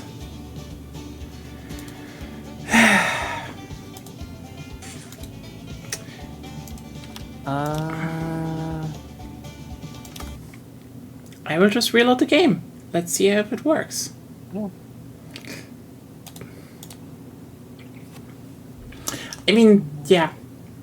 I didn't pay attention because you all were just yapping over useless things that weren't trains, so I didn't pay attention to trains. But you said we would be yapping. Yes, but you yapped about the wrong thing at that moment. No. I mean, like I said, we have the opportunity now. When do we also have the opportunity? And also, what do we have to yap about regarding to, I like no shade. I like sitting here watching it but we don't have a lot of active stuff to talk about with the trains. We could. I think you all just scared away chat. They've been silent for a long time now. Likes to get silent sometimes. This time. Oh, he knows, yes, sometimes, but also it started when you talked about Wiki 3. You scared them. Also, try not to pressure chat. If they want to chat about things, It's fine. I just want to encourage. Oh, I think it's working. Yep, now it's working. Yeah. Okay. Chat is a small, scared animal. If you try to pressure them too much, they're just going to retreat back into their shell and not say anything. Yep. We're saying You hear that, chat? You're cute. I didn't say that. I said they were small and scared. Same difference.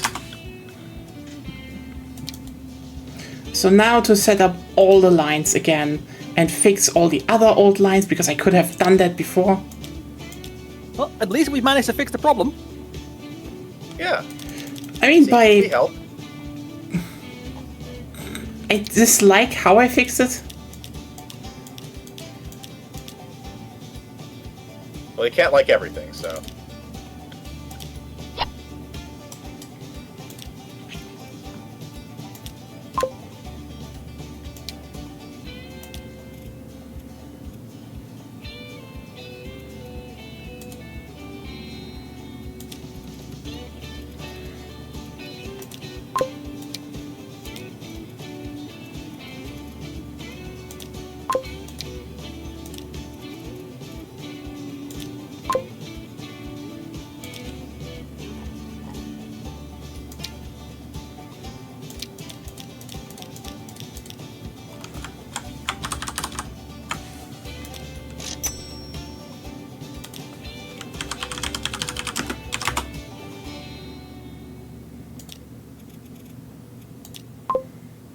Go.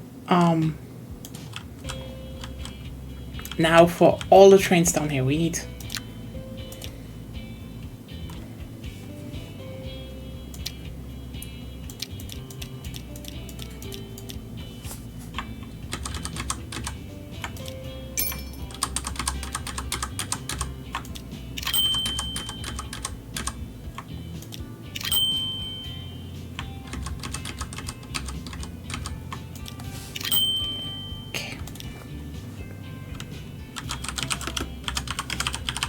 Okay, so now we're fucking fixing everything. How is that feeling?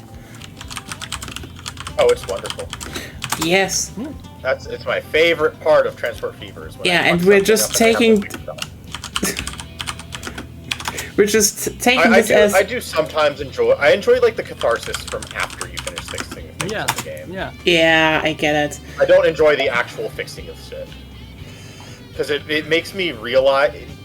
it's like me having to admit every single little mistake that I made that led up to that thing, because the game is pretty forgiving about most inefficiencies and stuff, but when it comes to like that one problem of just like everything's piled up and oh no, now you can't do it all. Now it's like it's hard to diagnose exactly what it is. Once you get to that point, it's just like, ugh. Yeah, it's like when you're just sitting there and be like, what happened here? And you're like, oh, it was that. And then you're like, oh, fuck. And yeah, just to make sure it's clear, it doesn't matter why you fucked up. It matters that you fucked up. Because I totally did that. It's just, you fixed it. It's just skill issue. Mm-hmm. But no, I do enjoy the game once you get the maze of lines and like the different systems and your network setup. It's great. Connect all. In fact, the last couple times I was playing, I discovered how amazingly fun it is to run supply hubs and actually do logistics stuff instead of like building routes from A to B. Mm-hmm. It's so much more fun that way, because then you're actually creating a network of supplies rather than just a whole bunch of different routes. That's also one of the things I really like about Machine Key, that you can start off with point-to-point connections, but as the game goes on, you increasingly want to build like a proper network, interconnected network where everything is connected to everything. Like there is also like there is a game rule where you like only have one depot, so you basically have to build your entire transport network all interconnected, and that like is harder to get started with. But in the long run, it means that like your economy will run just much better. Yeah. It's just the satisfaction of my sawmills now need coal, my mines now need wood. My steel mills you're connecting a bunch of different cities together. Okay. It's really satisfying. Yeah. Especially when you get to like that point of so like the fun thing is when you realize that you're having effective efficient transport because you have almost no moments where your trains are empty. Yeah. With point to point, your trains are empty half the time. That's like the big problem with that.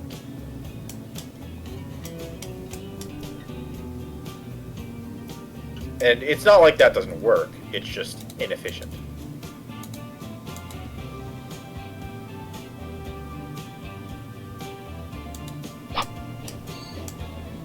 But it's like coming to understand that is just so much more fun.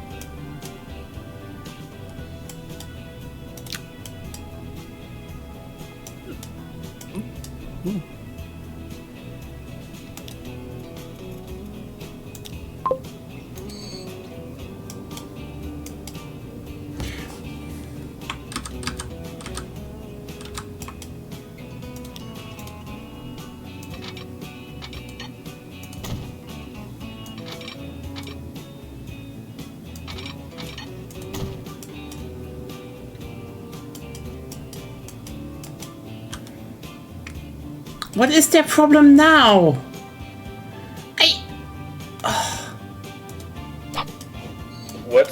Describe it to me. No, it's just... And I can't even... Okay, here's the thing. This fucking stupid train that just went on the wrong platform. You know what? I'm just deleting you. Yeah. It just went onto the wrong platform instead of its railway track.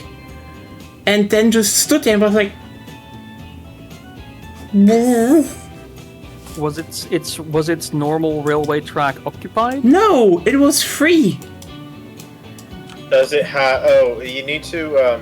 There's Oh a my setting god, that you it's still doing this here. What is your problem, you fuck ass train? It's can it reach the one that you wanted to get? yes, they're all connected. You may need to then you'll need to manually go into the route and manually set which platform you want it to stop at. You know what? Here, it has to go there first, and then. You know what? Fuck it. I know what I'm gonna do again. I think I probably just need to say, get back to the depot. You get back to the depot. You get back to. Yes.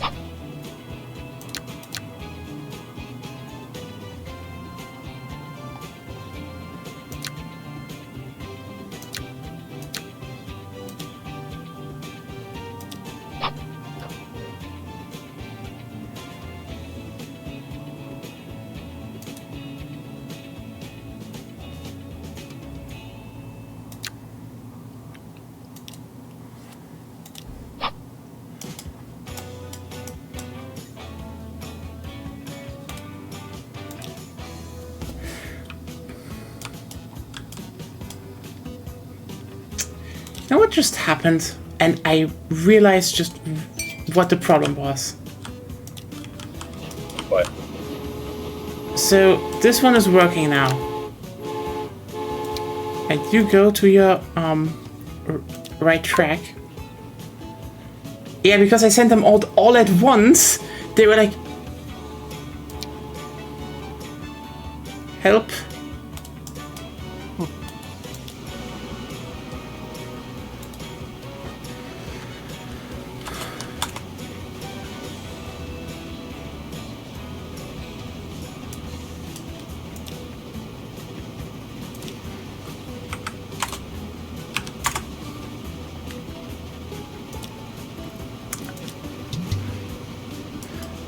Unable to find path to stop.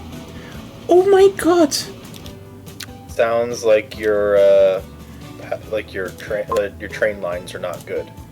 I have great train lines, the best train lines. Okay? Okay. Mm-hmm. I have the Clearly your trains don't think that.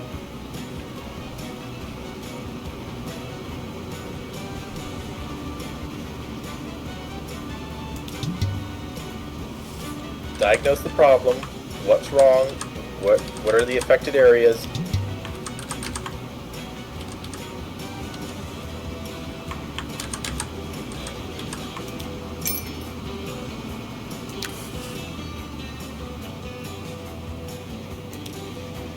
If you can't find a path, check your switches. Check your various lights and all that stuff.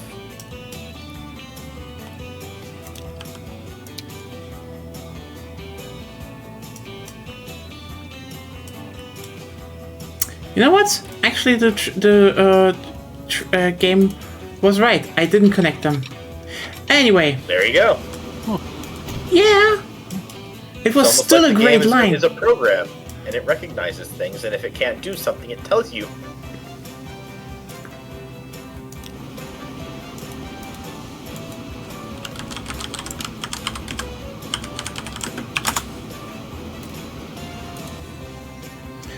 Here's the philosophy.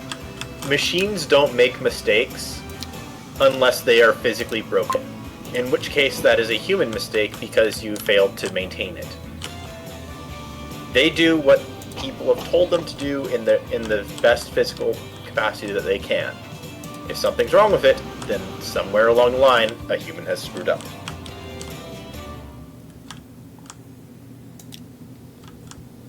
And that same application goes towards games. Which is why you gotta diagnose the problems.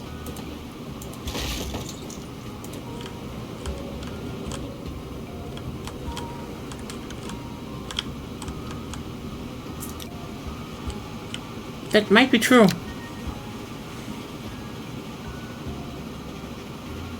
I can also just refuse reality, you know? I reject yeah, reality and that's substitute my own. That is certainly a perspective that you can take. Reality is a social construct. I mean, technically, yes. If we want to, well, take a very precise look at it, then reality is a construct. Reality might be reality, but the experience of reality is subjective.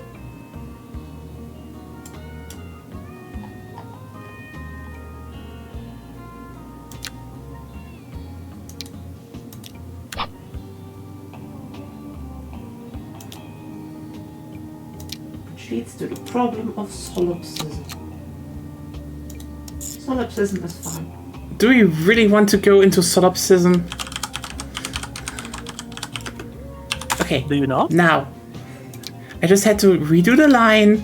Now we go. There we go. Still making negatives. What the fuck? Okay. So. I deliver you coal and iron.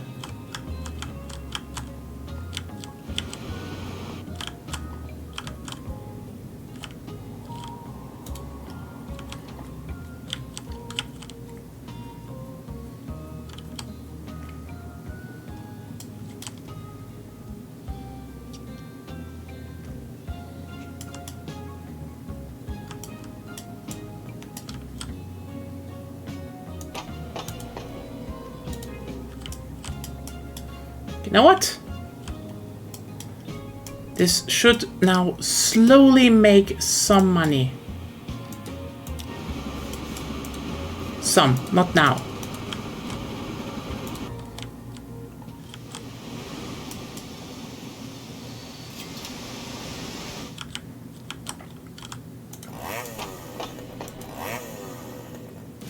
Why are you producing so slowly? It can't be that hard to chop down a tree. Oh my god, I hate these industries.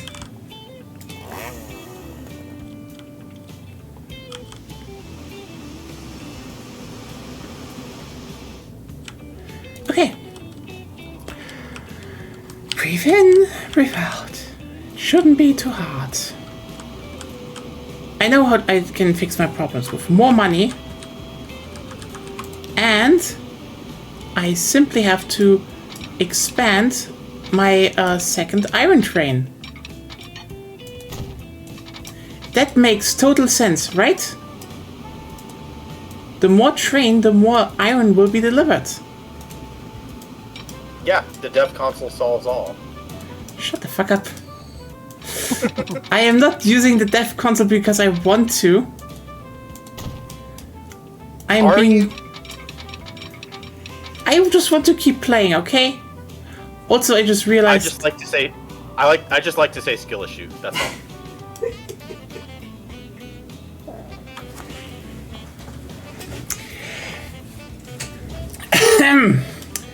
Zep, I know we're good friends. Mind your words.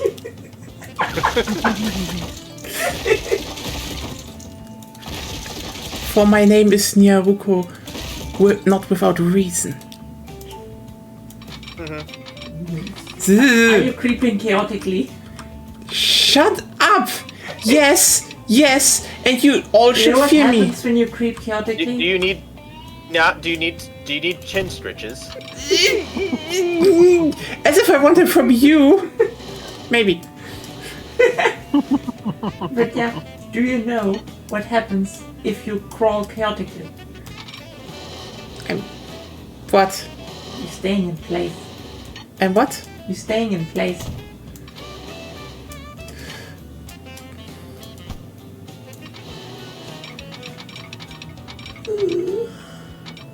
That one is bad. Just stop it.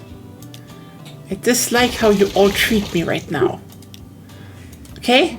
You should all fear me. Why should I fear you? Because I am. You know, out of Great reasoning there. I approve of it. Shut up! Take me seriously!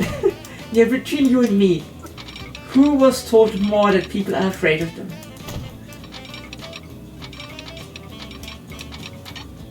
Okay, you have just not witnessed me being. You know, I'm you just saying, from all the people who interacted with, I don't think anyone ever said they were afraid of you. I had that happen to me several times now. They were definitely afraid of me. But they didn't say it. See, they were super afraid. They didn't want to tell because they were really afraid, you know? Mm-hmm. So, yeah. You just have no idea, Barker.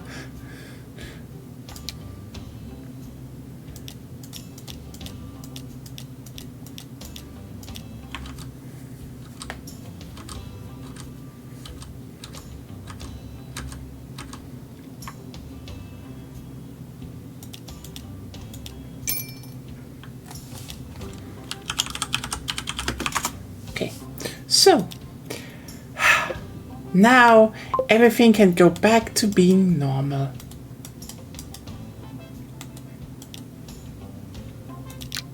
Can we agree on that? I thought things were normal. Everything is going back to normal. What is normal? Define normal, please. Huh? I talk about trains. True, that's relatively normal. And you will enthusiastically support everything I say. Okay, sure. We've been doing Is that normal? This time she defines We've been normal. enthusiastically supportive. Yeah. They're prestige engines in Victoria 3. You can use them to the trains. Yes. Prestige trains.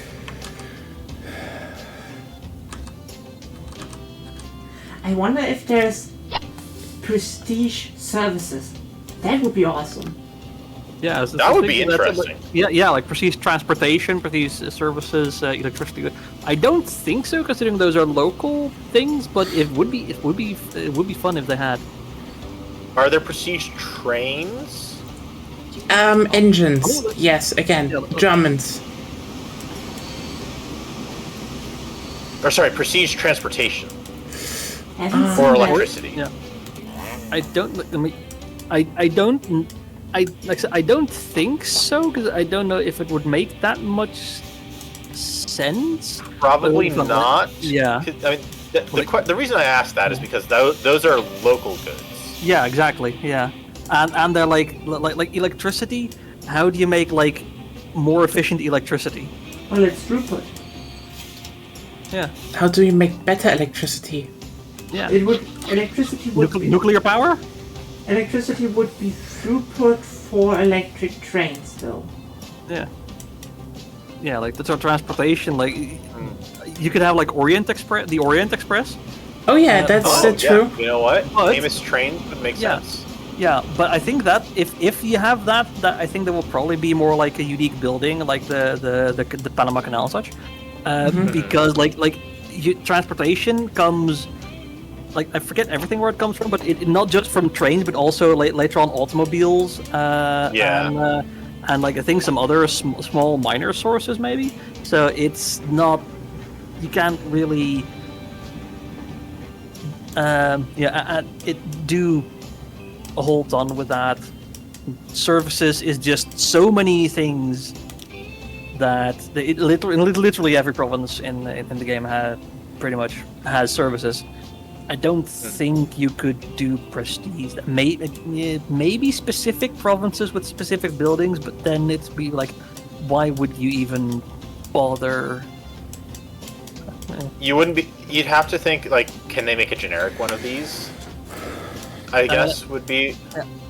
I think in like, if anything for services, you could look at like maybe some of the big capital cities or some other important buildings, Honestly, maybe in a province with a skyscraper, you'd get like prestige services. That could be. Oh. Yeah, that would be an idea. Yeah. Yeah. Otherwise, I'm thinking of things like major department stores or something like that. Or I don't think. I mean, like, because services is everything from, I don't know, like a local village blacksmith in a rural area to a modern, like a modern store. It's an urban center. And it's actual service, like financial services. It's everything. Yeah. I don't think there's any one particular thing you could. It's in urban centers, if I recall correctly. Yeah.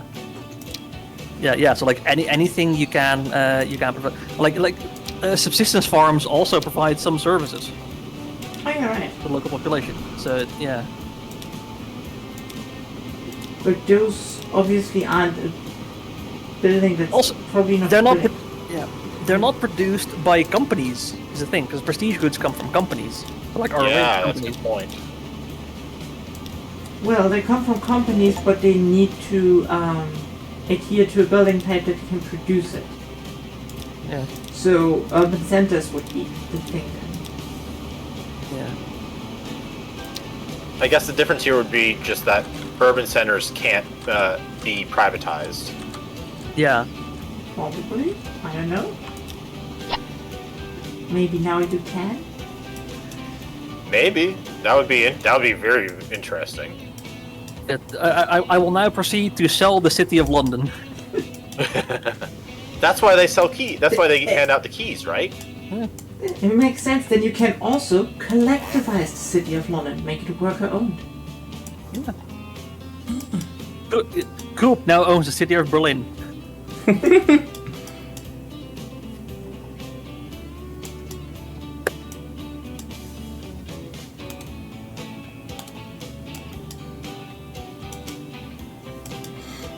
Okay. At least but I'm producing something, but still, why isn't no it services. shipped? Would is be it too cool. far away to connect? Oh, let me just check one thing. Did I just royally fucked up? As in, Would be cool if you could sell. Yep, services. I royally fucked up. You can always try and Why? adjust the roads where they connect to the building, because you can connect from multiple different zones. I had the of wrong building. wagon type. Oh, Yeah, that's a big problem. that was in between everything. I just fucked.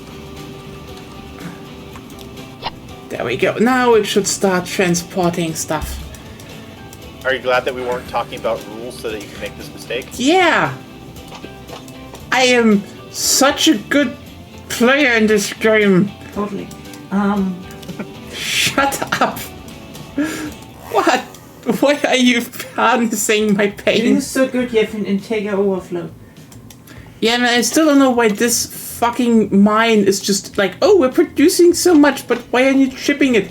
Ugh. Ugh. Also, like, you know what would be interesting? Selling services.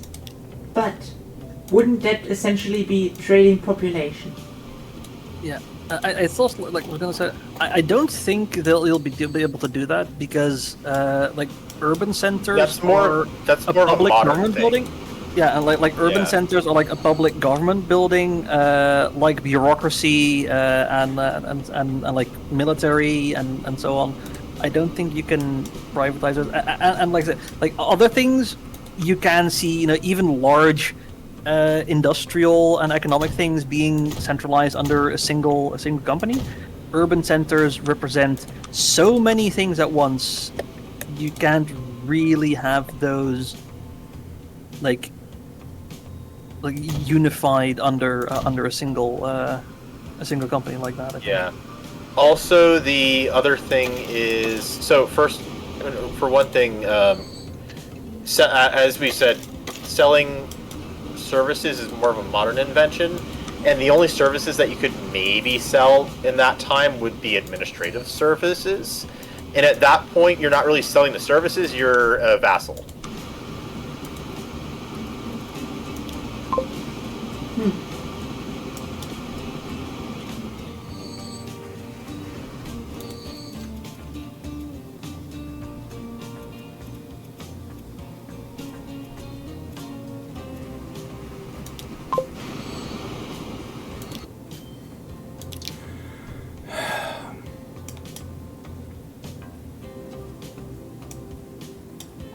Okay.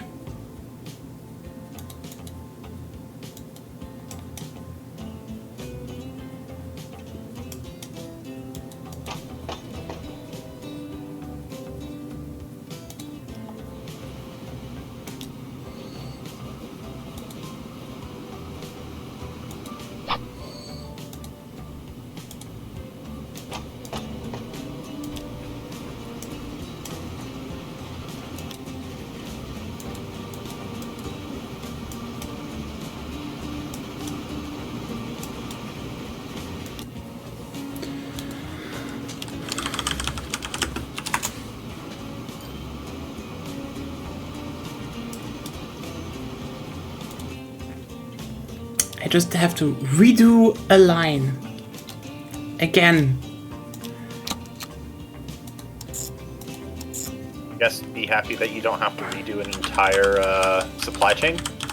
I am genuinely That's- happy that that's the case, but also I am very pissed that I still need to do some bullshit. Welcome to the world of logistics. Yep, wonderful. I love them. Trains are the best. Holy shit, we need more trains. I know I said that so many times, but still true. It's just like, yeah, it's just the nicest feeling when you have a big train rolling. Okay, and you are... Rolling. What is your problem now? Rolling stock.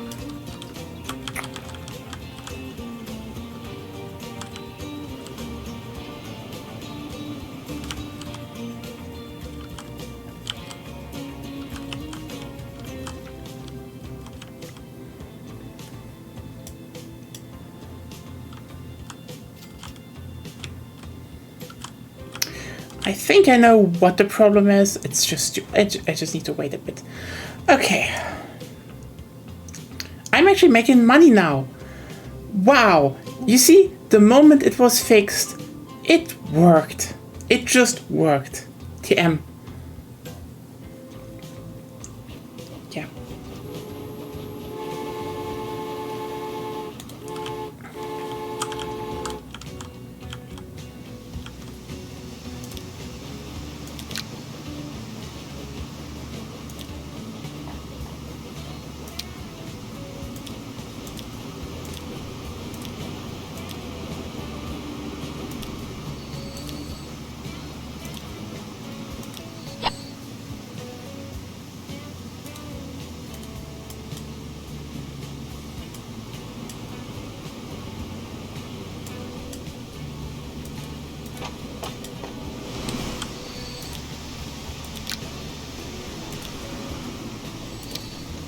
So, actually giving...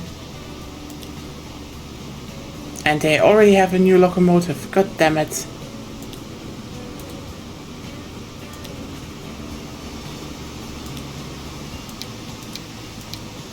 Yep, that one is just so much better, actually.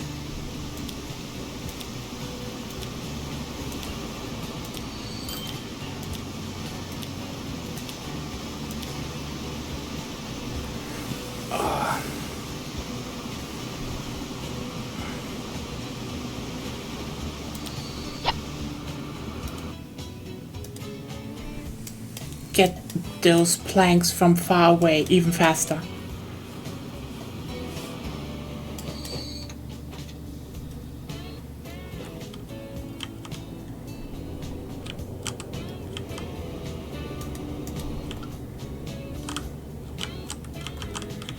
Yeah, look at that. Finally, we have machines lined up.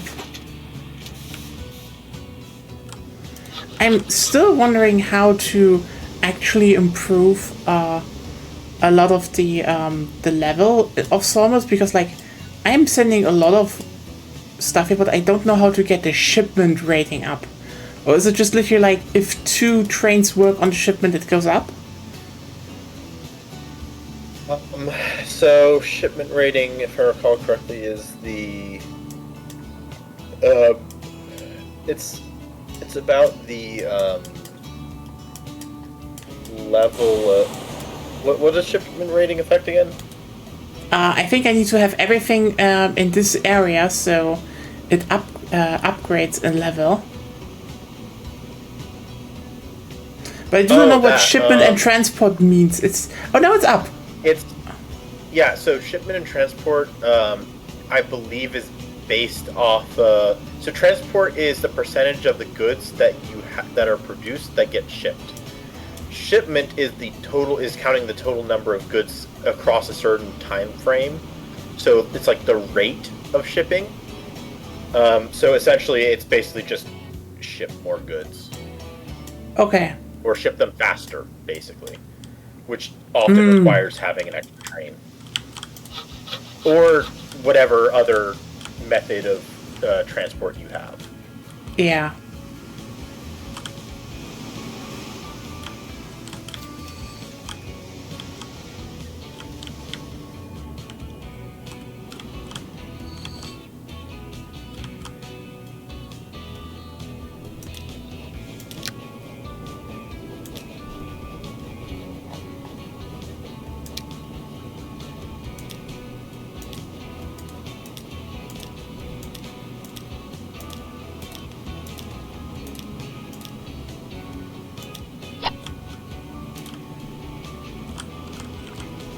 Bring the wood faster.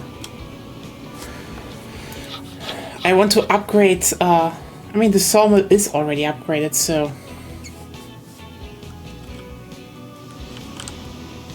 But I genuinely can ship more. Because I would need to produce more. Oh my god, this is getting to be a lot.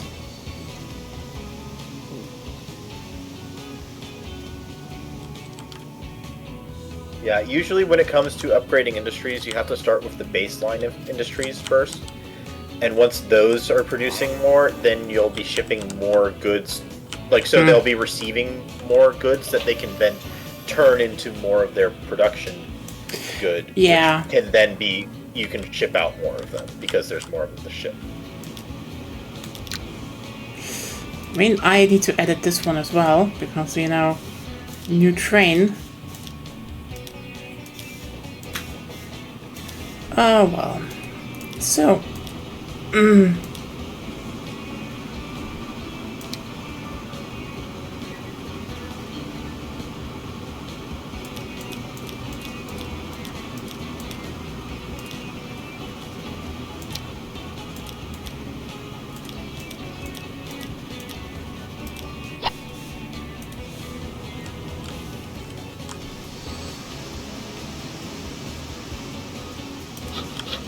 now I'm shipping more. Haha. Yes, that's good. Okay. And I think the press. Yay, Excitus, welcome. We just fixed everything almost.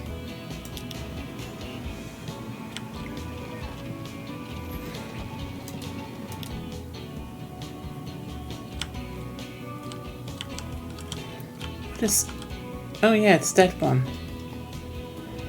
Why is no one on that line?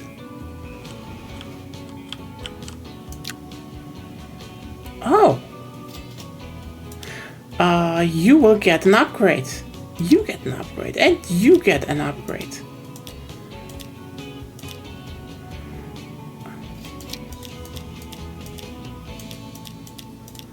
How are you doing? We're just fixing that up pretty quickly. Nia's attempting to make a good logistics and trading and train empire. Yeah. It's I had need some, to. it's I had need some, to bumpy fix. moments. Yeah, I need to fix the world with trains. I mean, I fell into temptation and built some horse carriages. Hey, Hans is good. Yeah. Nia, just so you know, if you sell the train and then you put the new train on there and then you do modify, well, if you sell the train, then when you put the new train on there, it'll just go straight to the front, less clicking. Ah, I mean, yeah. Honestly, I can imagine, because like what you're describing there was my grandfather. Like, actually, my whole father's side is train obsessed, and my mother's side is radical atheist lefties. I'm primed to be obnoxious online. I was raised that way. But yeah, no, yeah, I know that he probably would have loved that because, yeah, my grandfather also had, like, a lot of model trains, and, I mean, I inherited a bunch of model trains from my dad, actually, like, this is why half my setup is, you know, newer. I have new stuff, that's stuff also I bought, but also I had, you know, I got some really old stuff that might even be a bit expensive nowadays because, like, they re-released, I think, one at least, but okay, so a few things. I would need to modify one day, but that's a different story. Okay, so basically, yeah, and also I showed my grandfather locomotion back in the day, and he loved it. I don't think anyone is surprised by that. Yeah, we went always a lot of time going, you know, watching, you know, real trains, or, like, you know, sometimes visit, like, you know, a relative or friend in town, and they also had trains, like, you know, back then, like, sometimes stayed at my how's it called, uncle's house, and, you know, oh, he had like a whole, you know, glass showcase full of trains, model trains, great stuff. I always wished I had a, you know, okay, there's, like, one thing I always still wanted as a model train, and that is, like, I never had you know, a big steam engine with coal puller, you know? How's it called again? In German, Tender then. Yeah, in German it's Schlepptender-Lokomotive, so very intuitive word. Tender locomotive, yeah. Yeah, and, like, a big one. I genuinely wanted, you know, by the way, yes, der Baureihe 1 DR. I am very I'm very just, like, you know, everyone knows what I mean, but, like, they're like €250, and it's like, but I still wanted them. God. Okay, some models even go up to 500 something now. Holy shit. Oh.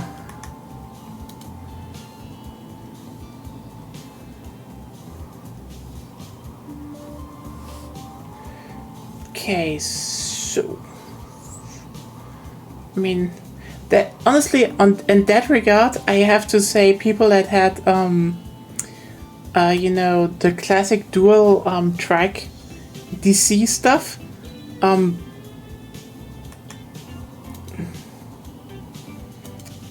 they probably had it easier because, you know, there were much more companies doing shit, but yeah.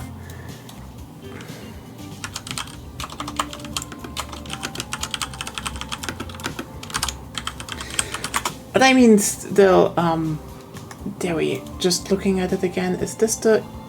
Yeah, this would have been it, and it's sold out everywhere because obviously it is. But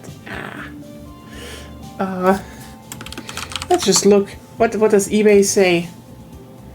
Can I find it? Oh, well, it's actually that's doable. But it's not the right one. But yeah, I always wanted that one because I only had a few, like I had a small Steam stuff, and like I love them. Don't get me wrong. I always wanted a big, Steam engine that would have been cool. Wow. Oh wow. I mean, I get why, but still. Someone is selling the 1986 model for just 99 euros. Wow. Sorry, I'm just getting very normal about model trains right now. Yeah. I mean, if it's legal, that's one thing. What? Oh yeah, actually... Okay, this one is it. 169, yeah. Still, I could... it's doable, but like, yeah, that's like... I wanted one of those, but... Still. I always had a lot of model trains, but... That's it, you build like this big, network. And yeah, it's actually interesting because, half of my network, stuff that I can build is with real modern. It's called C-Track. It basically has it has a plastic base, so it's not lying flat on the carpet, so that it's what was for that. So you just click stuff in. Good stuff. And then my dad was like, oh yeah, hey, you can just have my old stuff, basically. And so the other half is M, and this is like the same setup, but with metal at the bottom. Yeah, pretty cool.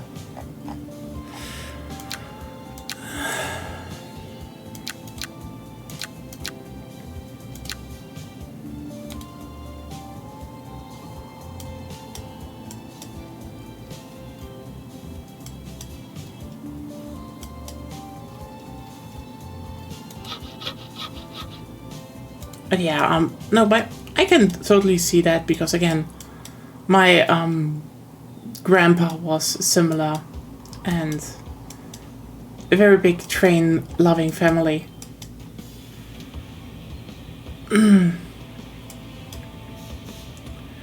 Da, da, da, da.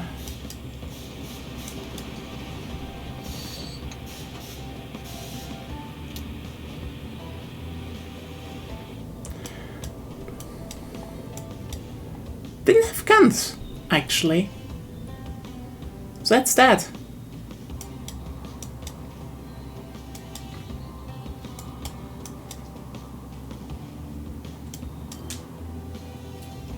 Okay, my uncle from my mother's side had a gun, but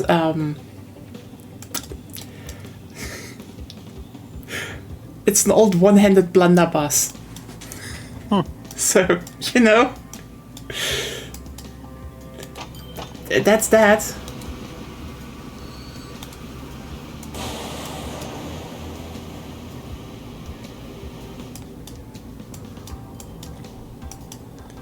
That was, I mean, that was also just more legal to have, actually, where I grew up.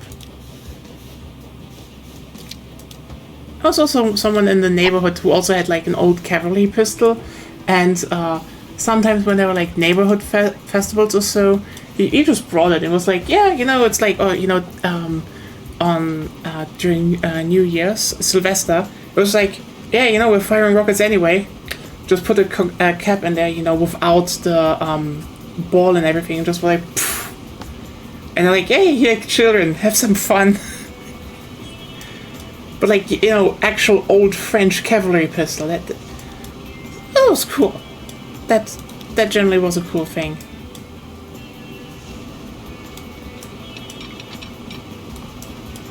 Everyone, we are expanding our steel transportation network.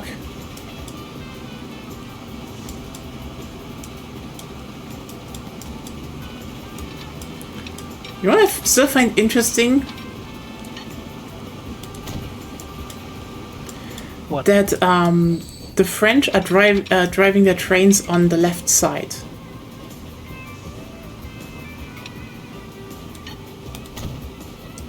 You clearly see that trains have been introduced after the Napoleonic era.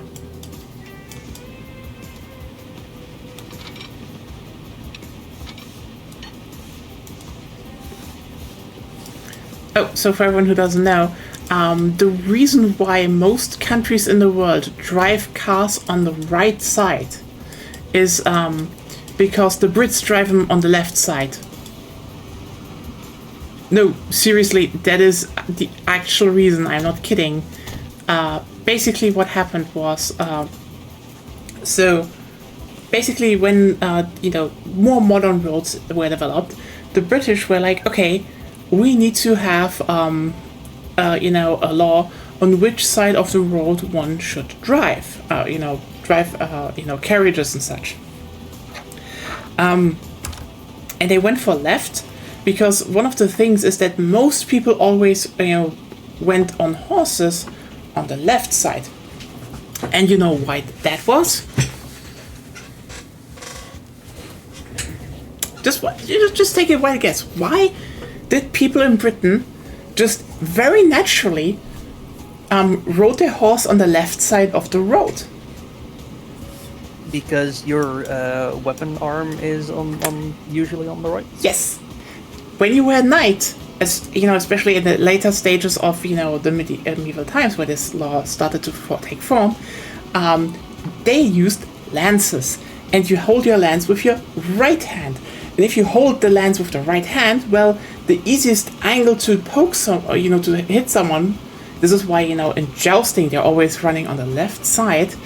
This is why they were on the left, because if something happened, you could just do something or attack with your sword from the right, and not because everyone else would be on the other side of the road.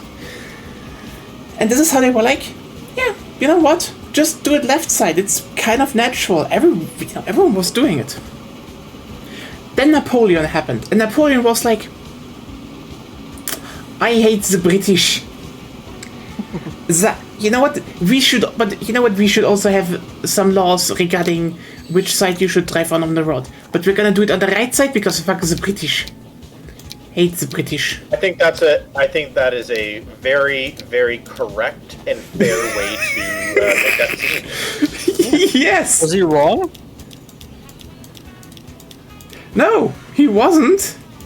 It's Napoleon. Napoleon was one of the most based people in all of human history. This is a joke.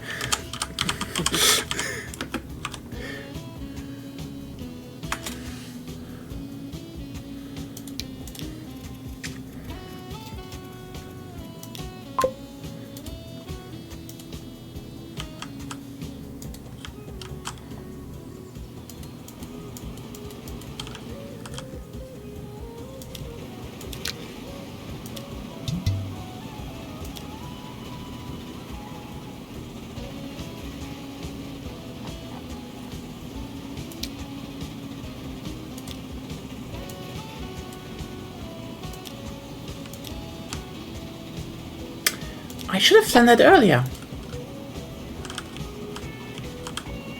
I feel very stupid right now.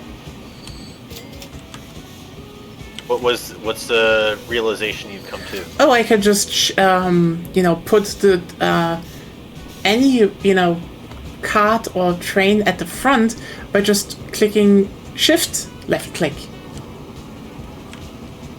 Yep. Yeah. Ain't that an interesting realization?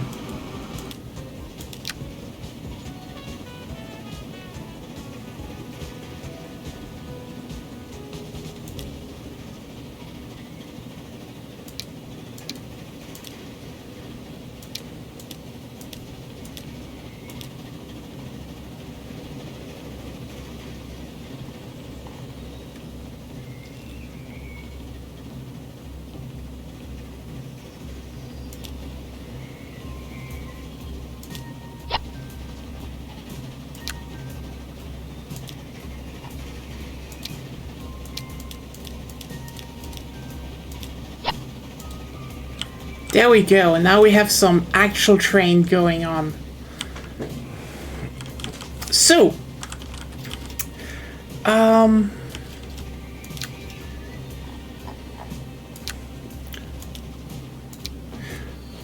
yeah, I would need to electrify everything.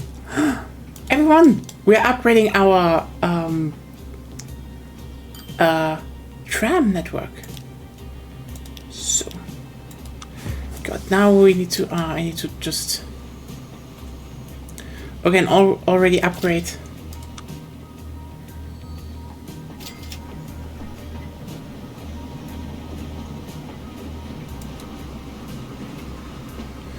Should have had. Does it have? Yes.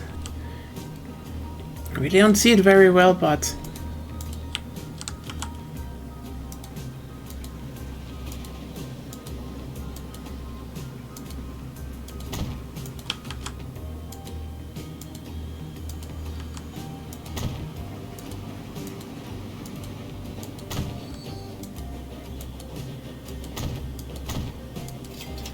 Everyone's gonna be happy for no more horses. No more horses. Da da da da da da. Uma Musume fans are distraught now. Yeah, but like horses aren't real. Horses are a social construct. Also technically correct. The best kind of correct. Yeah. Okay. Since the category of horse is a biological one, it's an agreed upon thing, thus necessarily a social construct.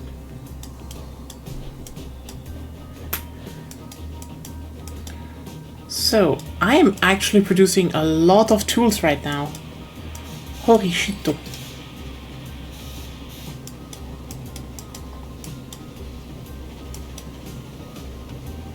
Can steel fill up fast enough?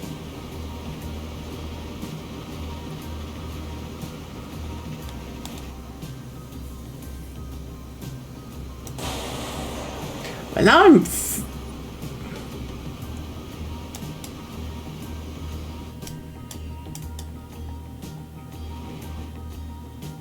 it's not delivering enough iron again? Oh my god.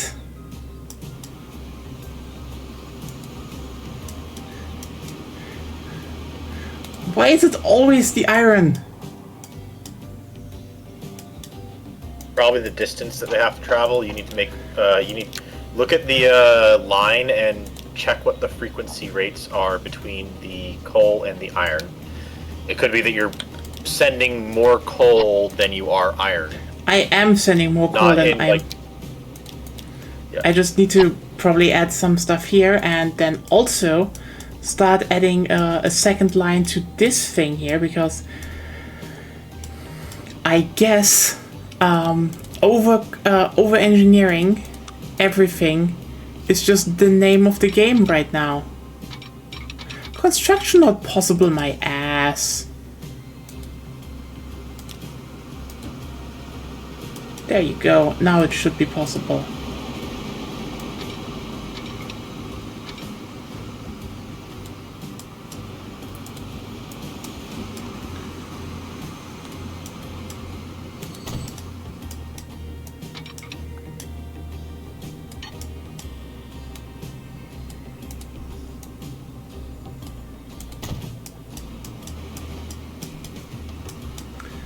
Yeah.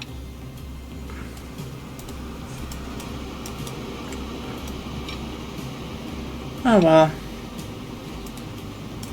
I mean, the interesting thing is that a lot of actually it's actually pretty well known in at least in Germany that like a lot of the main people that buy and play transport simulations are like pretty old. That's kind of an interesting statistic, but still, I just want to point it out. That is a thing here. Oh,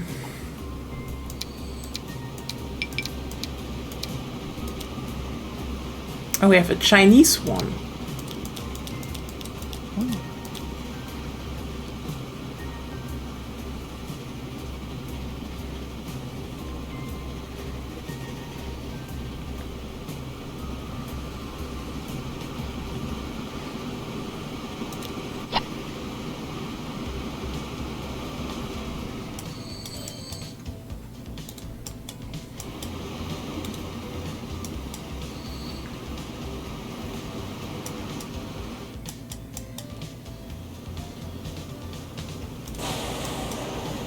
Okay, the Busan steel mill should hopefully start producing again.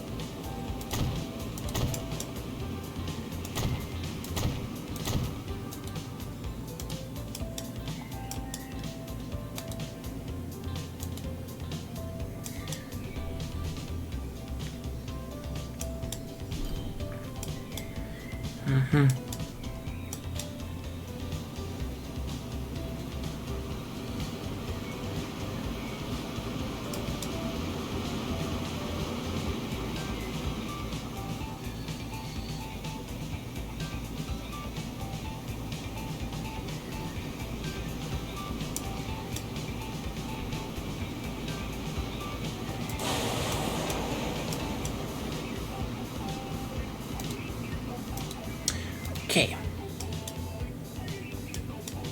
Oh well. So. Now I did yap a lot, but I don't know.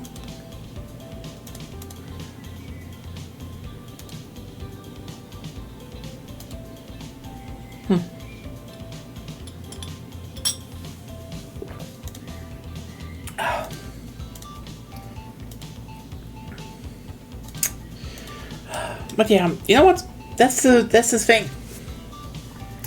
I absolutely love that. Like, you know, when it comes to big goods, ships and trains are just unbeaten. There's just so much they can deliver so fast.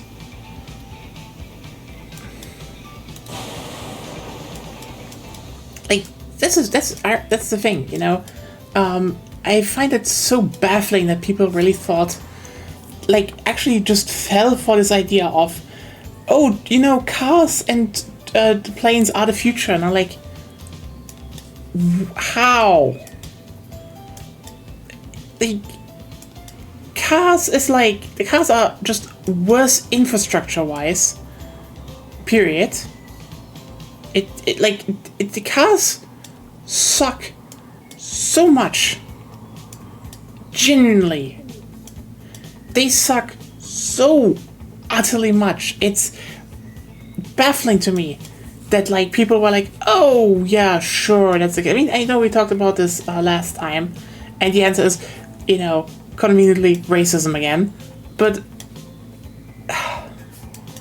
at some point, someone should have just said, "Hey, wait a second, this sucks. What are we doing here?" But I guess that never happened. And this sucks even more.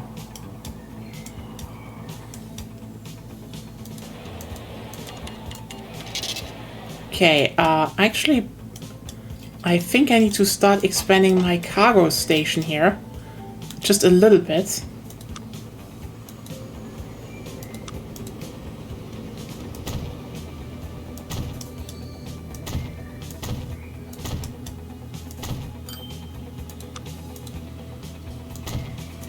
Okay, you know what I have a problem with this with these?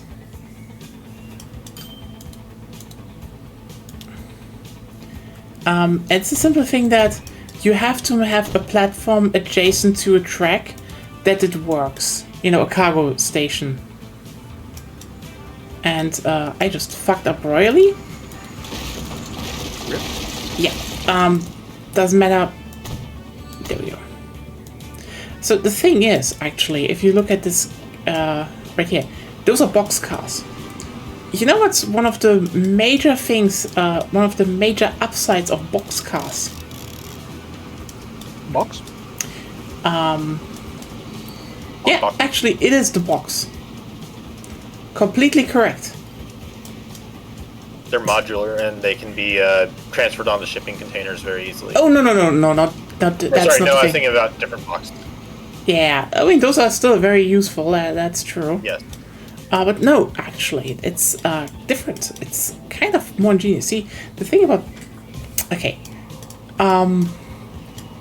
So, this is, again, one thing why why trains are just so utterly efficient. So, I am just opening a picture for you.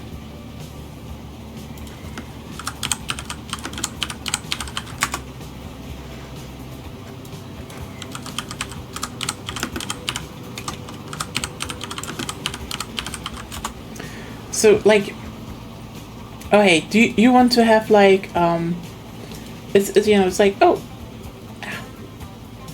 so you want to transport a lot of stuff. That's, you know, that's your problem. The problem you want to solve, basically. And we talked about already why trains are so good. But now let me just actually declare to you why trains are so superior to, well, trucks. Because do you immediately notice why the boxcar is just simply superior to a truck? In a lot of ways. Because people always think about, you know, oh, trains, you know, need so much space, etc.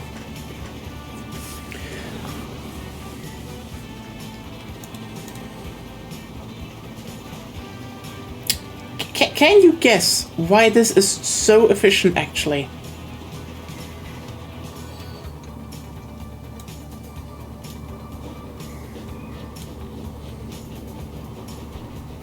It opens to the side.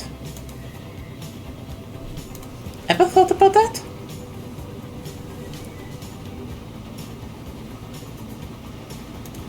See, the thing is, if you want to have like the really big stuff,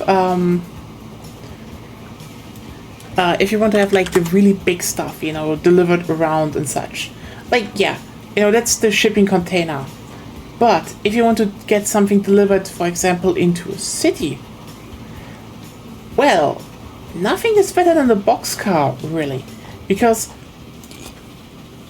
keep in mind, if you want to transport goods between cities, let's just say, for example, Amazon, you know, the end-to-end delivery is always done in small cars because that just makes to a degree more sense.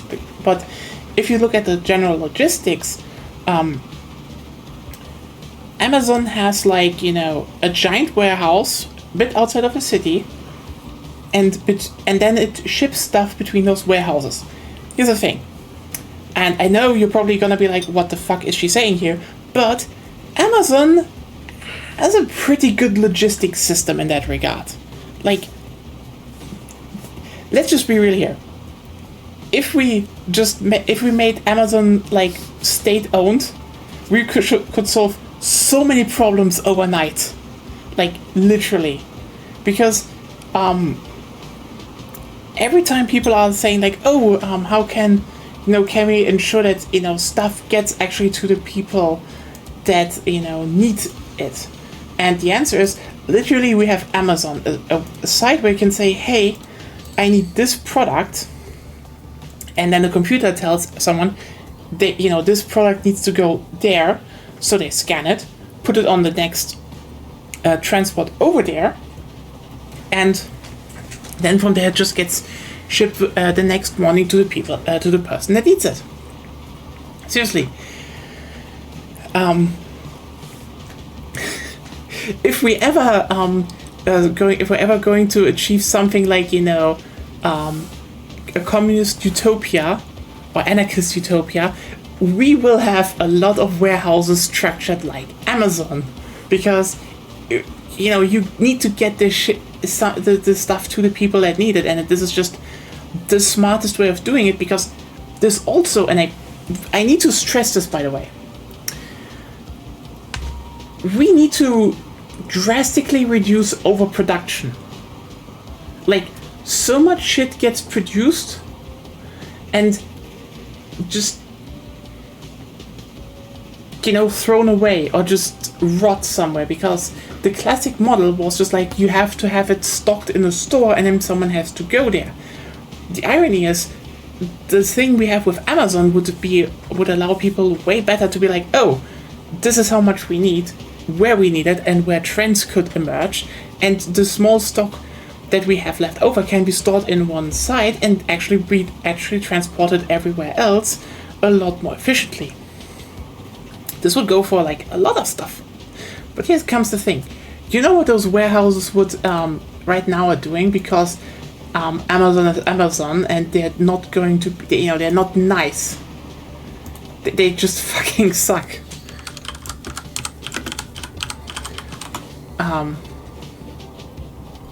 The thing is, they're using trucks.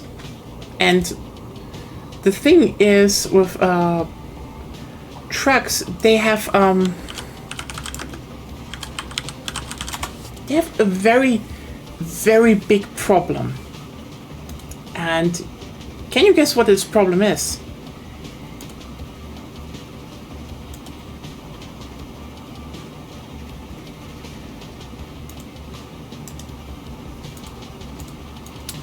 They're being loaded from the back.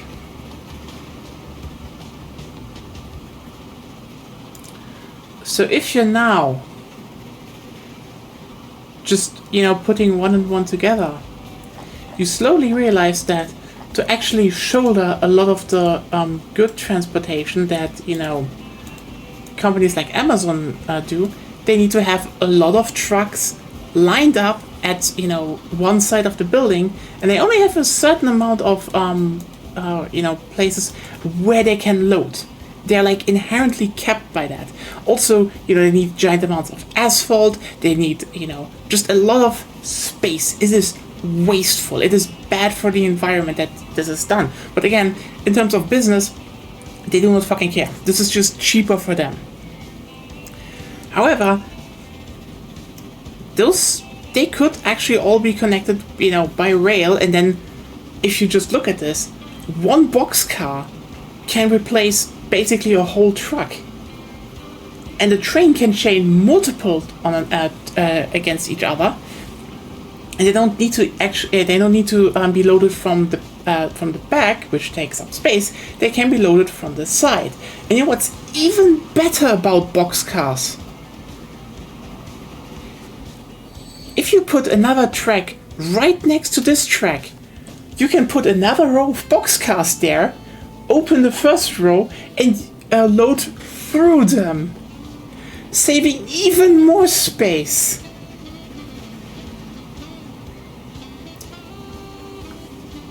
I'm just saying, this is how much fucking efficiency we are wasting by not forcing companies to use trains for long haul, material goods exchange. God, thank you for coming to my TED Talk. Boxcars good. We need more trains. Okay, let's see, what can we do more? Okay, basically right now our...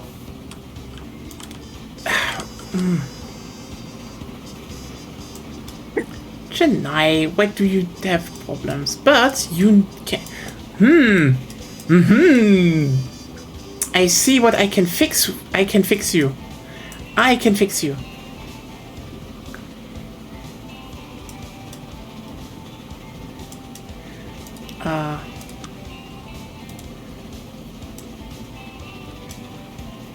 Okay, where is it?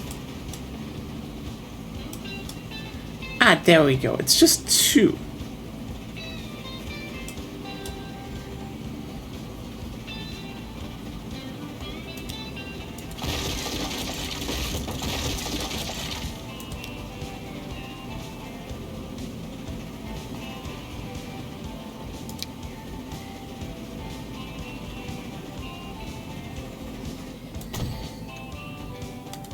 There we go.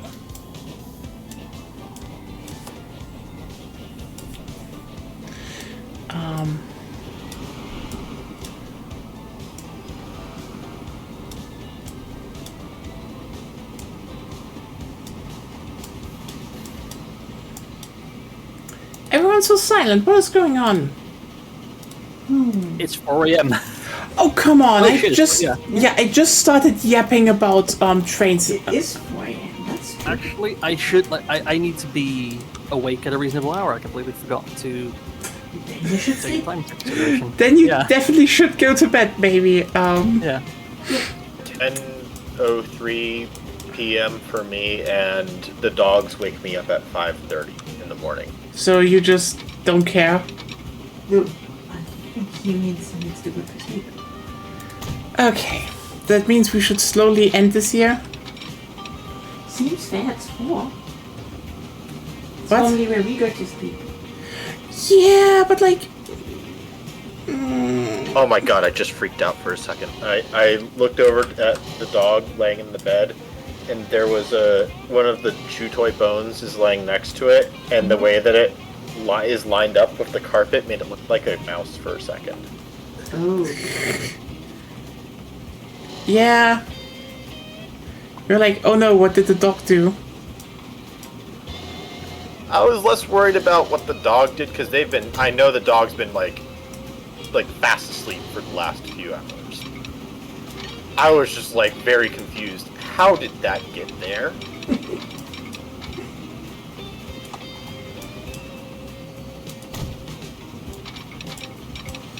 But yes, obviously I'm very You're tired. tired. Yeah. That then means we should maybe Not slowly... No, also not slowly. Listen, Not I'm now. currently building another railway line. Do not interrupt me. I am zenning. I am angry that I cannot zen more in a few minutes. It doesn't seem like Zen to me. It is zen. Okay, Saying it's Zen won't make it Zen. but it is zen. You all have no idea what zen is. I think your description is the most I have under, the biggest question. brain for zen. I have to be fair. Mira hasn't described Zen yet. She has just claimed. Yes. See? Agonia's even defending me. See how wrong you are when she is defending me? You haven't described it. You haven't said what your description is, but you've implied what it is. I have done nothing.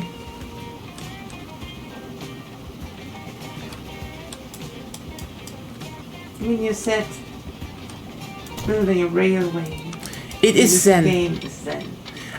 Yes, it is zen. Do you see how relaxed I am? No, actually I don't. Can't you I hear can't my see relaxedness? because I can't see you, but I can hear your voice, and your voice doesn't sound too relaxed to me. Yeah, it's very relaxed. Can you not tempt me in my relaxed state? Anyway, you both wanted to go to sleep.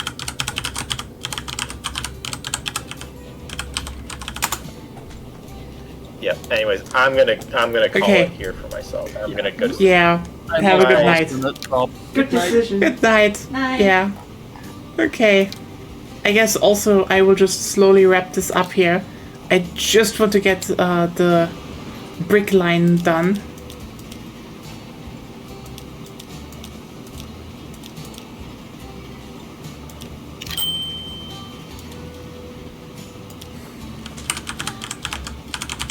There we go. And you are going.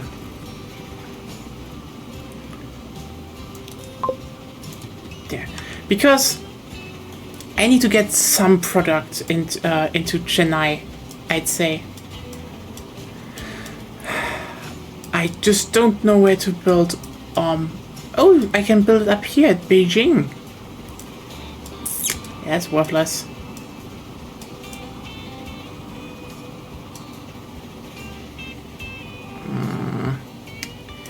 There are not a lot of good fuel refinery stations. Ah, well, that's that.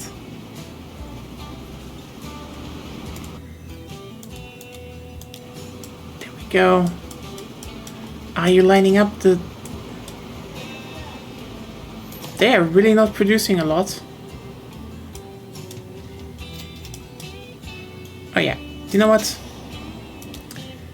Before I forget it next time,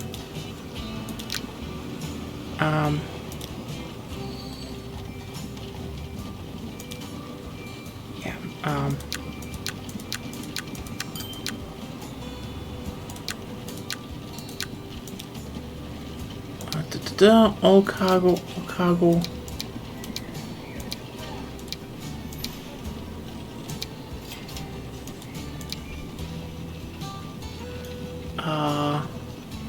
Am I blind? Capacity 7.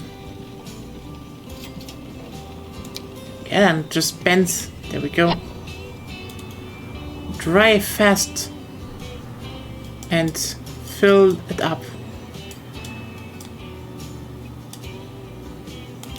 And yeah. Anyway, so yeah, everyone, we expanded a lot on our railway system. It is 1925 now. And you activated Dev Console apparently. Or did you? Yes, I did. I had to. Else this run would have just been dead. You know? And I don't want a dead run. I want a run. Well, it's not like you play this game often. Yeah, I just made a really dumb mistake, and that was it.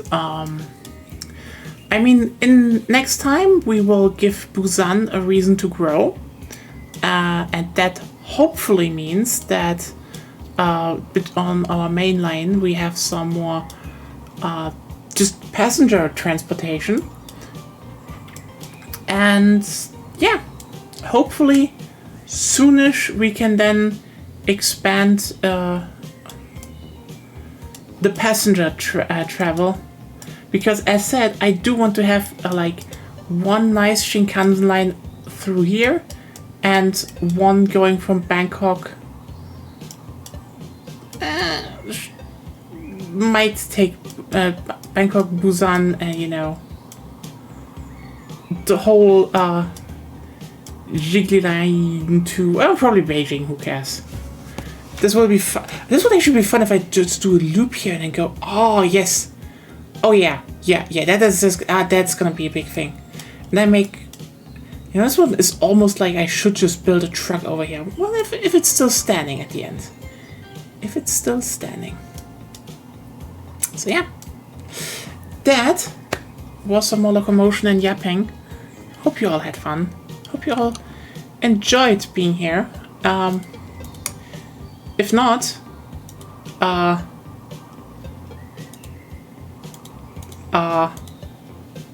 enjoyment is mandatory if you're on a train channel, okay?